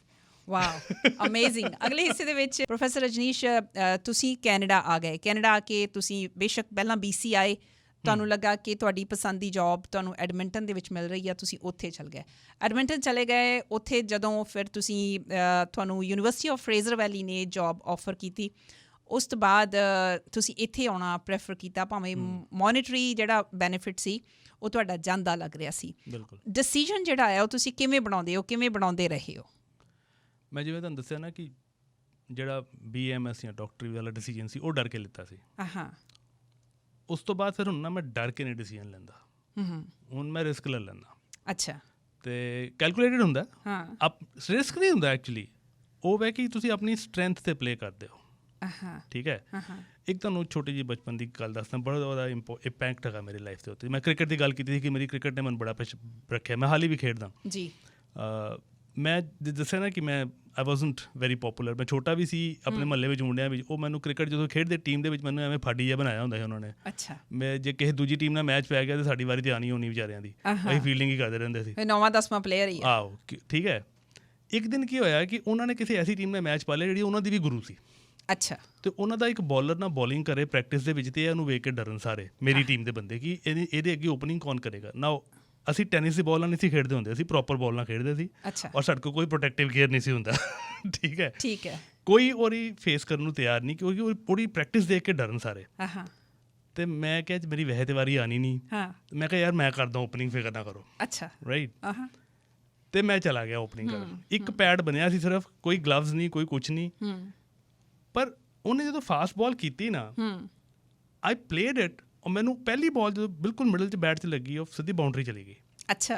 I was ਬੇਅਰਲੀ like 10 ਸਾਲ ਦਾ ਹੋਊਗਾ, 10 ਜਾਂ 11 ਸਾਲ ਦਾ। ਉਹਨੇ ਇੰਨਾ ਕੌਨਫੀਡੈਂਸ ਦਿੱਤਾ ਉਸ ਚੀਜ਼ ਨੇ ਕਿ ਉਹ ਫਾਸਟ ਬਾਲ ਮੈਨੂੰ ਫਾਸਟ ਲੱਗੀ ਹੋ ਨਹੀਂ। So you face the fear. I face the fear and I came out successful. ਉਹ ਦਿਨ ਤੇ ਅੱਜ ਦਾ ਦਿਨ ਮੈਂ ਹਮੇਸ਼ਾ ਓਪਨਿੰਗ ਬੈਟਿੰਗ ਹੀ ਕਰਦਾ। ਅੱਛਾ। ਰਾਈਟ। ਕਿ ਉਹ ਇੱਕ ਤੇ ਉਸ ਵੇਲੇ ਆਇਆ ਸੀ ਕਿ ਚੱਲ ਮੇਰੀ ਵਾਰੀ ਆ ਜਾਏਗੀ, ਵੈਸੇ ਤੇ ਵਾਰੀ ਨਹੀਂ ਸੀ ਆਉਣੀ। ਠੀਕ ਹੈ। ਐਂਡ ਦੈਨ ਉਹਨਾਂ ਨੂੰ ਵੀ ਪਤਾ ਲੱਗ ਗਿਆ ਕਿ ਯਾਰ ਇਹ, ਔਰ ਓਨੈਸਟਲੀ ਅੱਜ ਵੀ ਮੈਨੂੰ ਫਾਸਟ ਬਾਲਰ ਖੇਡਣਾ ਬੜਾ ਸੌਖਾ ਲੱਗਦਾ। ਅੱਛਾ। ਤੋ ਇਟਸ ਸਮਥਿੰਗ ਜਦੋਂ ਤੁਸੀਂ ਫੀਅਰ ਨੂੰ ਫੇਸ ਕਰਕੇ ਔਰ ਆਪਣੀ ਸਟਰੈਂਥ ਦੇ ਉੱਤੇ ਖੇਡਦੇ ਹੋ। ਇੱਥੇ ਆਉਣ ਦਾ ਫੈਸਲਾ ਵੀ ਇਹੀ ਸੀ ਕਿ ਇੱਥੇ ਮੈਨੂੰ ਥੀਏਟਰ ਡਰਾਮਾ ਪੜ੍ਹਾਉਣ ਨੂੰ ਮਿਲਦਾ ਪਿਆ, ਉੱਥੇ ਕੰਪੋਜੀਸ਼ਨ ਕਲਾਸ ਹੈਗੀ ਹੈ, ਪੜ੍ਹਾ ਤੇ ਮੈਂ ਉਹ ਵੀ ਲਊਂਗਾ, ਪਰ ਇਹ ਮੇਰੀ ਸਟਰੈਂਥ ਹੈ। ਇੱਥੇ ਮੈਂ, ਕਿਉਂਕਿ ਇੱਥੇ ਇਵੈਲੂਏਸ਼ਨ ਹੋਣੀ ਸੀ ਬਾਅਦ ਦੇ ਵਿੱਚ, ਸਟੂਡੈਂਟ ਨੇ ਇਵੈਲੂਏਸ਼ਨ ਕਰਨਾ, ਇਹ ਕਰਨਾ, ਔਰ ਮੈਨੂੰ ਕੁਛ ਨਹੀਂ ਸੀ ਪਤਾ ਕਿ ਇੱਥੇ ਕੀ ਸਿਸਟਮ ਹੈਗਾ। ਇੱਥੇ ਸਮੈਸਟਰ ਸਿਸਟਮ, ਅਸੀਂ ਐਨੂਅਲ ਸਿਸਟਮ ਦੇ। ਸੋ ਇਟ ਵਾਜ਼ ਦੈਟ। ਉਹ ਫਿਰ ਮੈਂ ਫੈਸਲਾ ਲੈਣ ਲੱਗੇ ਨਾ, ਮੈਂ ਦੇਖਣਾ ਕਿ ਮੇਰੀ ਸਟਰੈਂਥ ਕੀ ਹੈ। ਓਬਵੀਅਸਲੀ ਆਪਣੀ ਵੀਕਨੈਸ ਦਾ ਪਤਾ ਹੁੰਦਾ ਕਿ ਇਹ ਮੇਰੀ ਵੀਕਨੈਸ ਹੈ। ਬਿਲਕੁਲ। ਤੇ ਆਪਣੀ ਸਟਰੈਂਥ ਤੇ ਖੇਲੀ ਦਾ ਵੇ ਔਰ ਥੋੜਾ ਕੁ ਰਿਸਕ ਲੈ ਲਈ ਦਾ ਵੇ। ਜੋ ਪਤਾ ਹੁੰਦਾ ਕਿ ਸਟਰੈਂਥ ਹੈਗੀ ਹੈ ਤੇ ਫਿਰ ਰਿਸਕ ਮੋਸਟਲੀ ਠੀਕ ਹੈ, ਕਦੀ ਕਦੀ ਨਹੀਂ ਵੀ ਚੱਲਦੀ ਗੱਲ, ਪਰ ਮੋਸਟਲੀ ਚੱਲ ਜਾਂਦੀ ਹੈ। ਤਾਂ ਮੈਂ ਫੈਸਲਾ ਐਸਾ ਲੈਂਦਾ। ਰਜਨੀਸ਼ ਜੀ, ਇਹ ਬਹੁਤ ਸੋਹਣੀ ਤੁਸੀਂ ਗੱਲ ਕੀਤੀ ਹੈ, ਪਰ ਇਹ ਹੈ ਕਿ ਤੁਸੀਂ ਫੈਸਲਾ, ਤੁਸੀਂ ਕਿਹਾ ਕਿ ਇਸ ਅੰਦਾਜ਼ 'ਚ ਲੈਂਦੇ ਆ ਕਿ ਆਪਣੀ ਸਟਰੈਂਥ 'ਤੇ ਯਕੀਨ ਹੋਣਾ ਚਾਹੀਦਾ, ਆਪਣਾ ਪੋਟੈਂਸ਼ੀਅਲ ਪਤਾ ਹੈ, ਉਸ ਤੋਂ ਬਾਅਦ ਤੁਸੀਂ ਰਿਸਕ ਲੈ ਲੈਂਦੇ ਹੋ। ਇਹ ਅਵੇਅਰਨੈਸ ਹੈ ਜਿਹੜੀ ਤੁਹਾਨੂੰ ਅਵੇਅਰਨੈਸ ਆਈ ਹੈ। ਬਿਲਕੁਲ। ਇਹ ਮੈਂ ਬਹੁਤ ਇਸ ਗੱਲ ਨੂੰ ਪਹਿਲਾਂ ਵੀ ਤੁਹਾਨੂੰ ਪੁੱਛਣਾ ਚਾਹੁੰਦੀ ਸੀ ਕਿ ਇਹ ਚੀਜ਼ ਆਈ ਕਿੱਦਾਂ ਆ। ਜਿੱਦਾਂ ਇੱਕ ਸੈਲਫ ਅਵੇਅਰ ਹੋਣਾ, ਇਹ ਵੀ ਬਹੁਤ ਵੱਡਾ ਆਪਣੇ ਆਪ 'ਚ ਅੜਿੱਕਾ ਹੁੰਦਾ ਹੈ। ਜਾਂ ਤਾਂ ਅਸੀਂ ਇੱਕ ਐਕਸਟਰੀਮ 'ਤੇ ਹੋ ਜਾਂਦੇ, ਅਸੀਂ ਕਹਿੰਦੇ ਮੈਂ ਕੁਝ ਕਰ ਹੀ ਨਹੀਂ ਸਕਦਾ, ਜਾਂ ਅਸੀਂ ਦੂਸਰੀ ਐਕਸਟਰੀਮ 'ਤੇ ਚਲੇ ਜਾਂਦੇ ਕਿ ਵੀ ਮੇਰੇ ਵਰਗਾ ਤਾਂ ਕੋਈ ਹੋ ਹੀ ਨਹੀਂ ਸਕਦਾ। ਤੁਸੀਂ, ਤੁਹਾਡੇ ਮਨ ਦੇ ਵਿੱਚ ਇਹ ਚੀਜ਼ ਸੀ ਕਿ ਵੀ ਮੈਂ ਤਾਂ ਐਵੇਂ ਹੀ ਹਾਂ, ਮੈਨੂੰ ਤਾਂ ਸਾਰੇ ਐਵੇਂ ਹੀ ਸਮਝਦੇ ਆ। ਬਟ ਮੈਂ ਜਿਹੜੀ ਖਾਸ ਚੀਜ਼ ਪੁੱਛਣਾ ਚਾਹੁੰਦੀ ਹਾਂ ਕਿ how did you come out of that? ਜਿਸ ਦੱਸਿਆ ਕਿ ਪਹਿਲੋਂ ਸਟੇਜ ਫੀਅਰ ਜਿਹੜਾ ਨਿਕਲਿਆ, ਉਹ ਜਿਵੇਂ ਤੁਹਾਨੂੰ ਦੱਸਿਆ ਜਿਹੜੀ ਮੈਂ ਪੈਰੋਡੀ ਬੋਲੀ ਸੀ, ਜਬ ਹਮ ਬੂੜੇ ਹੋਂਗੇ, ਜਦੋਂ ਮੈਂ ਆਡੀਅנס ਨਾਲ ਅੱਖਾਂ ਨਹੀਂ ਮਿਲਾ ਪਾ ਰਿਹਾ, but everybody was laughing like that. ਸਾਰੇ ਤਾਲੀਆਂ ਮਾਰਦੇ ਪਏ ਸੀ, ਉਹ ਤਾਲੀਆਂ ਮੈਂ ਸੁਣਦੀਆਂ ਪਈਆਂ ਸੀ। ਆਈ was in +1 at that moment. ਔਰ ਪਹਿਲੀ ਵਾਰੀ ਮੈਂ ਉਸ ਤਰ੍ਹਾਂ ਦਾ ਸਟੇਜ 'ਤੇ ਚੜ੍ਹਿਆ ਸੀ। ਤੁਹਾਨੂੰ ਇਹ ਸੀ ਕਿ ਵੀ ਮੈਂ ਆਪਣੇ ਵੱਲੋਂ ਕਰ ਦੇਣਾ, ਭਾਵੇਂ ਬੋਲ ਦਿਆਂ, ਪਰ ਮੈਂ ਅੱਖ ਨਾ ਮਿਲਾਵਾਂ, ਅੱਖ ਨਹੀਂ ਮਿਲਾ ਸਕਾਂ। ਮੇਰੇ ਕੋਲ ਫੋਟੋ ਵੀ ਹੈਗੀ ਉਹ ਵਾਲੀ, ਬੜੀ ਫਨੀ ਜੀ ਫੋਟੋ ਹੈ। ਮੈਂ ਛੱਤ ਵੱਲ ਵੇਖਦਾ ਪਿਆ ਤੇ ਗਾਉਂਦਾ ਪਿਆ ਵਾਂ, ਸਟੇਜ ਸਾਹਮਣੇ ਮੇਰੇ ਮਾਈਕ ਹੈਗੀ ਹੈ, ਔਰ ਪਰ ਉਹ ਤਾਲੀਆਂ ਸੁਣਦੀਆਂ ਪਈਆਂ ਸੀ ਔਰ ਲੋਕਾਂ ਦਾ ਹਾਸਾ ਸੁਣਦਾ ਪਿਆ ਸੀ। And that was giving me that confidence, right. ਫਿਰ ਜਦੋਂ ਅਸੀਂ ਪਹਿਲਾ ਬਣਾਇਆ ਡਰਾਮਾ, ਉਹਦਾ ਨਾਂ ਸੀ ਤੂੰ ਕੌਣ ਮੈਂ ਖਾਮਖਾ, ਰਾਈਟ, ਅਤੇ ਉਹ ਕਾਮੇਡੀ ਸੀ। ਅਤੇ ਉਹਦੇ ਵਿੱਚ ਕੀ ਹੋਇਆ, ਅਸੀਂ ਤਿੰਨ ਫਰੈਂਡਸ ਹੈਗੇ ਸੀ। ਇੱਕ ਮੇਰੇ ਫਰੈਂਡ ਦੇ ਫਾਦਰ ਦੀ ਡੈਥ ਹੋ ਗਈ 2 ਦਿਨ ਪਹਿਲਾਂ ਸ਼ੋਅ ਤੋਂ। ਅਸੀਂ 3 ਸੀ, 2 ਰੋਲ ਉਹਨੇ ਕਰਨੇ ਸੀ, 2 ਮੈਂ ਕਰਨੇ ਸੀ, ਅਤੇ ਇੱਕ ਮੁੰਡੇ ਨੇ ਇੱਕ ਸੈਂਟਰਲ ਰੋਲ ਕਰਨਾ, ਜਿਹੜਾ ਤੁਹਾਨੂੰ ਦੱਸਿਆ ਕਿ ਮੇਨ ਕਮੇਡੀਅਨ। ਠੀਕ ਹੈ। ਹੁਣ ਉਹਦੇ ਫਾਦਰ ਦੀ ਡੈਥ ਹੋ ਗਈ, ਹੁਣ ਸ਼ੋਅ ਅਸੀਂ ਕਰਨਾ, ਮੈਂ ਕੀ ਕਰੀਏ? ਪਹਿਲਾਂ ਸੋਚਿਆ ਕੈਂਸਲ ਕਰ ਦਈਏ, ਫਿਰ ਕਹਿੰਦੇ ਯਾਰ ਹੁਣ ਕਰ ਦਿੰਦੇ ਹਾਂ। ਅਤੇ I did the 4 show roles in that. ਅੱਛਾ। ਚਾਰੋਂ ਫਿਰ ਮੈਂ ਹੀ ਕੀਤਾ। ਔਰ ਕਈ ਵਾਰ ਤਾਂ ਸਟੇਜ ਇਹੋ ਜਿਹਾ ਹੁੰਦਾ ਸੀ ਕਿ ਮੈਨੂੰ 15 ਸੈਕਿੰਡ 'ਚ ਕੱਪੜੇ ਲਿਟਰਲੀ 15 ਸੈਕਿੰਡ 'ਚ ਕੱਪੜੇ ਬਦਲ ਕੇ ਆਉਣਾ ਪੈਂਦਾ ਸੀ। ਬਾਹਰ 3 ਬੰਦੇ ਖੜੇ ਹੁੰਦੇ ਸਭ ਕੁਛ ਲੈ ਕੇ। ਅੱਛਾ। ਔਰ ਪਰ ਉਹ ਇਹੋ ਜਿਹੀ ਐਕਸਪੀਰੀਅੰਸ ਦੇ ਨਾਲ ਨਾ ਫਿਰ ਕੌਨਫੀਡੈਂਸ ਆਉਣਾ ਸ਼ੁਰੂ ਹੋ ਗਿਆ। ਦੈਨ ਜਦੋਂ ਮੈਂ MA ਕੀਤੀ ਹੈ, ਔਰ ਜਦੋਂ ਫਿਰ ਜਦੋਂ ਮੈਂ ਉੱਧਰ ਗਿਆ, ਜਦੋਂ ਲਿਟਰੇਚਰ ਨੂੰ ਫਿਰ ਪੜ੍ਹਨਾ ਸ਼ੁਰੂ ਕੀਤਾ, ਤਾਂ ਮੈਂ ਇੱਕਦਮ ਲੱਗਾ ਕਿ ਹਾਂ this is wear I belong. ਇੱਕ ਸੈਂਸ ਆਫ ਬਿਲੋਂਗਿੰਗ ਹੁੰਦੀ ਹੈ, ਜਿੱਥੇ ਕੰਫਰਟ ਜ਼ੋਨ ਬਣ ਜਾਂਦਾ ਬੰਦੇ ਦਾ। ਪਰ ਤੁਸੀਂ ਤਾਂ ਆਪਣੀ ਜਿਹੜੀ ਸੈਂਸ ਆਫ ਬਿਲੋਂਗਿੰਗ ਨੂੰ ਪਹਿਚਾਣ ਲਿਆ, ਤੁਸੀਂ ਅਵੇਅਰ ਹੋ ਗਏ, ਤੁਸੀਂ ਆਪਣਾ ਰਸਤਾ ਵੀ ਬਦਲ ਲਿਆ। ਰਜਨੀਸ਼ ਜੀ, ਸੋਚ ਕੇ ਦੇਖੋ ਕਿ ਜੇ ਉਹ ਜਿਹੜੀਆਂ ਲਿਮਿਟਿੰਗ ਬਲੀਫਸ ਤੁਹਾਡੇ ਦਿਮਾਗ 'ਚ ਪਾਈਆਂ ਗਈਆਂ ਸੀ, ਜੇ ਕਿਤੇ ਉਹ ਨਾ ਹੁੰਦੀਆਂ ਕੀ ਤੁਸੀਂ ਅੱਜ ਡਿਫਰੈਂਟ ਪਰਸਨ ਹੁੰਦੇ ਜਾਂ ਕਿਤੇ ਹੋਰ ਖੜੇ ਹੁੰਦੇ? ਨਹੀਂ, ਐਕਚੁਅਲੀ ਮੈਂ ਲੇਟ ਹੋ ਗਿਆ। ਮੈਂ ਹੁਣ ਜਿਸ ਤਰ੍ਹਾਂ ਕੁਝ ਕੰਮ ਮੈਂ ਇਸ ਵੇਲੇ ਕਰਦਾ ਪਿਆ ਵਾਂ ਟੈਲੀਵਿਜ਼ਨ ਦੇ ਉੱਤੇ ਜਾਂ ਨੋਵਲ ਦੇ ਰੂਪ ਦੇ ਵਿੱਚ, ਇਹ ਕੰਮ ਮੈਂ ਇਨ ਮਾਈ 30s ਕਰ ਲੈਣੇ ਸੀ ਜਾਂ 20s 'ਚ ਕਰ ਲੈਣੇ ਸੀ। ਸੋ ਫਰਕ ਤਾਂ ਪਿਆ। Yeah, I'm late in that, but I'm not giving up. ਹਾਂ, ਮੈਂ ਇਹ ਨਹੀਂ ਕਹਿ ਰਿਹਾ ਕਿ ਮੈਂ 50 ਦਾ ਹੋ ਗਿਆ ਤਾਂ ਮੈਂ ਯਾਰ ਹੁਣ ਕੀ ਕਰਾਂ, ਚੱਲ ਛੱਡ ਪੜਾ। ਨਹੀਂ, ਇਹ ਹੈ ਕਿ ਕਿਉਂਕਿ ਹੁਣ ਤੁਸੀਂ ਅਵੇਅਰ ਹੋ, ਹੁਣ ਤੁਸੀਂ ਉਹਨੂੰ ਅੜਿੱਕਾ ਨਹੀਂ ਬਣਨ ਦੇ ਰਹੇ। ਪਰ ਮੇਰਾ ਕੋਈ ਸਵਾਲ ਇਹ ਹੈ ਕਿ ਜੇ ਪਹਿਲਾਂ ਸਪੋਰਟ ਹੋਰ ਤਰ੍ਹਾਂ ਦੀ ਹੁੰਦੀ ਜਾਂ ਤੁਹਾਡਾ ਪੋਟੈਂਸ਼ੀਅਲ ਮਾਪਿਆਂ ਨੇ ਜਾਂ ਕਿਸੇ ਹੋਰ ਐਨਵਾਇਰਨਮੈਂਟ ਦੇ ਵਿੱਚ ਰਹਿੰਦੇ ਲੋਕਾਂ ਨੇ ਪਹਿਚਾਣਿਆ ਹੁੰਦਾ, ਤੁਸੀਂ ਸ਼ਾਇਦ ਅੱਜ ਕਿਸੇ ਡਿਫਰੈਂਟ ਥਾਂ 'ਤੇ ਹੁੰਦੇ। ਪ੍ਰੋਬੇਬਲੀ ਮੈਂ ਮੋਸਟ ਪ੍ਰੋਬੇਬਲੀ ਬੰਬੇ ਹੁੰਦਾ। ਮੈਂ ਚਲਾ ਜਾਣਾ ਸੀ, ਮੈਨੂੰ ਪਤਾ ਸੀ, ਬਟ ਮੈਂ ਨਹੀਂ ਗਿਆ ਕਿਉਂਕਿ ਮੈਂ ਡਰਦਾ ਸੀ, ਔਰ ਨਾ ਹੀ ਮੇਰੇ ਆਸ-ਪਾਸ ਦੇ ਲੋਕ ਵੀ ਡਰਦੇ ਸੀ। ਮੈਂ ਨਹੀਂ ਕਹਿੰਦਾ ਕਿ ਉਹ ਬੁਰਾ ਚਾਹੁੰਦੇ ਸੀ ਮੇਰਾ, ਪਰ ਉਹ ਡਰਦੇ ਸੀ। ਅਸੀਂ ਮਿਡਲ ਕਲਾਸ ਬੰਦੇ, ਅਸੀਂ ਡਰਦੇ ਹਾਂ, ਅਤੇ ਉਹ ਡਰਦੇ ਸੀ ਉਹ, ਅਤੇ ਕਿ ਵੀ ਤੂੰ ਪਹਿਲਾਂ ਸੇਫ ਹੋ ਜਾ। ਜਿਵੇਂ ਤੁਸੀਂ ਦੇਖਿਆ ਹੋਗਾ ਨਾ, ਪਹਿਲਾਂ ਆਪਣੀ ਇਹ ਕਰ ਲਓ, ਸੇਫ ਕਰ ਲਓ, ਅਤੇ ਫਿਰ ਜੋ ਮਰਜ਼ੀ ਕਰ ਲੈਣਾ। ਪਰ ਉਹ ਹੁੰਦਾ ਨਹੀਂ ਹੈ ਨਾ। ਕੋਈ ਮੇਰੀ ਇੱਕ ਥਿਊਰੀ ਹੈ ਕਿ ਪਾਰਟ ਟਾਈਮ ਨਾਂ ਦੀ ਕੋਈ ਚੀਜ਼ ਨਹੀਂ ਦੁਨੀਆ ਦੇ ਵਿੱਚ। ਓਕੇ, ਤੁਸੀਂ ਜੋ ਵੀ ਕਰਦੇ ਨਾ, ਜਿਵੇਂ ਹੁਣ ਮੈਂ ਰਾਈਟਿੰਗ ਕਰਨਾ ਨਾ, ਮੈਂ ਲੋਕਾਂ ਨੂੰ ਕਹਿੰਦਾ ਮੇਰੀਆਂ 2 ਫੁੱਲ ਟਾਈਮ ਜੋਬ ਹੈਗੀਆਂ। ਮੈਂ ਨਹੀਂ ਕਹਿੰਦਾ ਕਿ ਮੈਂ ਪਾਰਟ ਟਾਈਮ ਰਾਈਟਿੰਗ ਕਰਦਾ। Writing is a full time job. ਉਹ ਪੂਰੀ ਜਾਨ ਨਿਕਲੀ ਹੁੰਦੀ ਹੈ ਉਹਦੇ ਵਿੱਚ, ਠੀਕ ਹੈ। ਔਰ ਇੱਕ ਸਿਨਰਜੀ ਬਣਾਉਣੀ ਪੈਂਦੀ ਹੈ ਕਿ ਠੀਕ ਹੈ ਯਾਰ, ਰਾਈਟਿੰਗ ਦੇ ਵਿੱਚ you are not going to get monetary benefit immediately. ਆ ਜਾਂਦਾ ਬਾਅਦ ਦੇ ਵਿੱਚ, ਲੇਕਿਨ ਇਮੀਡੀਏਟਲੀ ਨਹੀਂ ਆਉਂਦਾ, ਰਾਈਟ। ਤੋ it's a full time job. ਤੋ ਇਸ ਲਈ ਮੈਂ ਮੋਸਟਲੀ ਇੱਥੇ ਨਾ ਹੁੰਦਾ। ਆਈ ਐਮ ਪ੍ਰੀਟੀ ਸ਼ੋਰ ਕਿ ਜੇ 10th ਦੇ ਵਿੱਚ ਜਦੋਂ ਮੈਂ ਆਇਆ ਸੀ 10ਵੀਂ ਤੋਂ ਬਾਅਦ, ਉਸ ਵੇਲੇ ਆਈ ਵਾਜ਼ ਪ੍ਰੀਟੀ ਸ਼ੋਰ ਕਿ ਮੈਂ IAS ਕਰਨੀ ਹੈ, ਰਾਈਟ। ਮੈਨੂੰ ਬਚਪਨ ਤੋਂ ਹੀ ਹੈ, ਮਤਲਬ ਬਚਪਨ ਇਨ ਦ ਸੈਂਸ ਕਿ ਮੈਂ ਜੋ ਵੀ ਹੈ, ਥੀਏਟਰ ਦਾ ਸ਼ੌਂਕ ਜ਼ਰੂਰ ਸੀ, ਲੇਕਿਨ ਪ੍ਰੋਫੈਸ਼ਨਲੀ ਮੈਂ ਕਦੇ ਨਹੀਂ ਸੋਚਿਆ ਕਿ ਮੈਂ ਮੈਡੀਕਲ ਵਾਲੇ ਪਾਸੇ ਜਾਣਾ। But then it was like ਉਹ IAS ਤੋਂ ਬੜੀ ਮੁਸ਼ਕਿਲ ਬਣਦੇ ਆ, ਲੋਕੀ ਲੱਖਾਂ ਜਾਂਦੇ ਆ, ਇੱਕ ਬੰਦਾ ਇਹ ਬੰਦਾ ਉਹ ਬੰਦਾ, ਡਰ ਡਰ ਡਰ ਡਰ ਡਰ, ਉਹ ਡਰਾ ਕੇ ਚਲੋ ਵੀ ਇਹ ਤਾਂ ਸੇਫ ਕੰਮ ਹੈ ਨਾ, ਇਹ ਤਾਂ ਕਰ ਲਈਏ। ਤਾਂ ਉਹ ਡਰ ਨੂੰ ਕੱਢਣਾ ਜਿਹੜਾ ਸੀ ਨਾ, ਉਹ ਡਰ ਜਿਸਲੇ ਮੈਂ MA ਜੁਆਇਨ ਕੀਤੀ ਹੈ, ਜਿਸਲੇ ਮੈਂ ਜੋਬ ਛੱਡੀ ਹੈ, ਉਸ ਵੇਲੇ ਡਰ ਮੈਂ ਛੱਡਦਾ। ਮੈਂ ਡਰਨਾ ਨਹੀਂ ਹੁਣ, ਜੋ ਹੋਏਗਾ ਦੇਖੀ ਜਾਏਗੀ। ਸੋ ਪਰ ਉਹ ਬਲਾਈਂਡ ਵੀ ਨਹੀਂ, ਮਤਲਬ ਪੂਰੇ ਜੇ ਮੈਂ ਅਵੇਅਰ ਹੋ ਕੇ, ਉਹ ਜਿਹੜੀ ਮੈਂ PMT ਵਾਲੀ ਜਿਹੜੀ ਮੇਰੀ ਐਕਸਪੀਰੀਅੰਸ ਹੈਗਾ ਸੀ, ਉਹਨੂੰ ਮੈਂ ਪੂਰਾ UGC ਦੇ ਵਿੱਚ ਅਪਲਾਈ ਕੀਤਾ।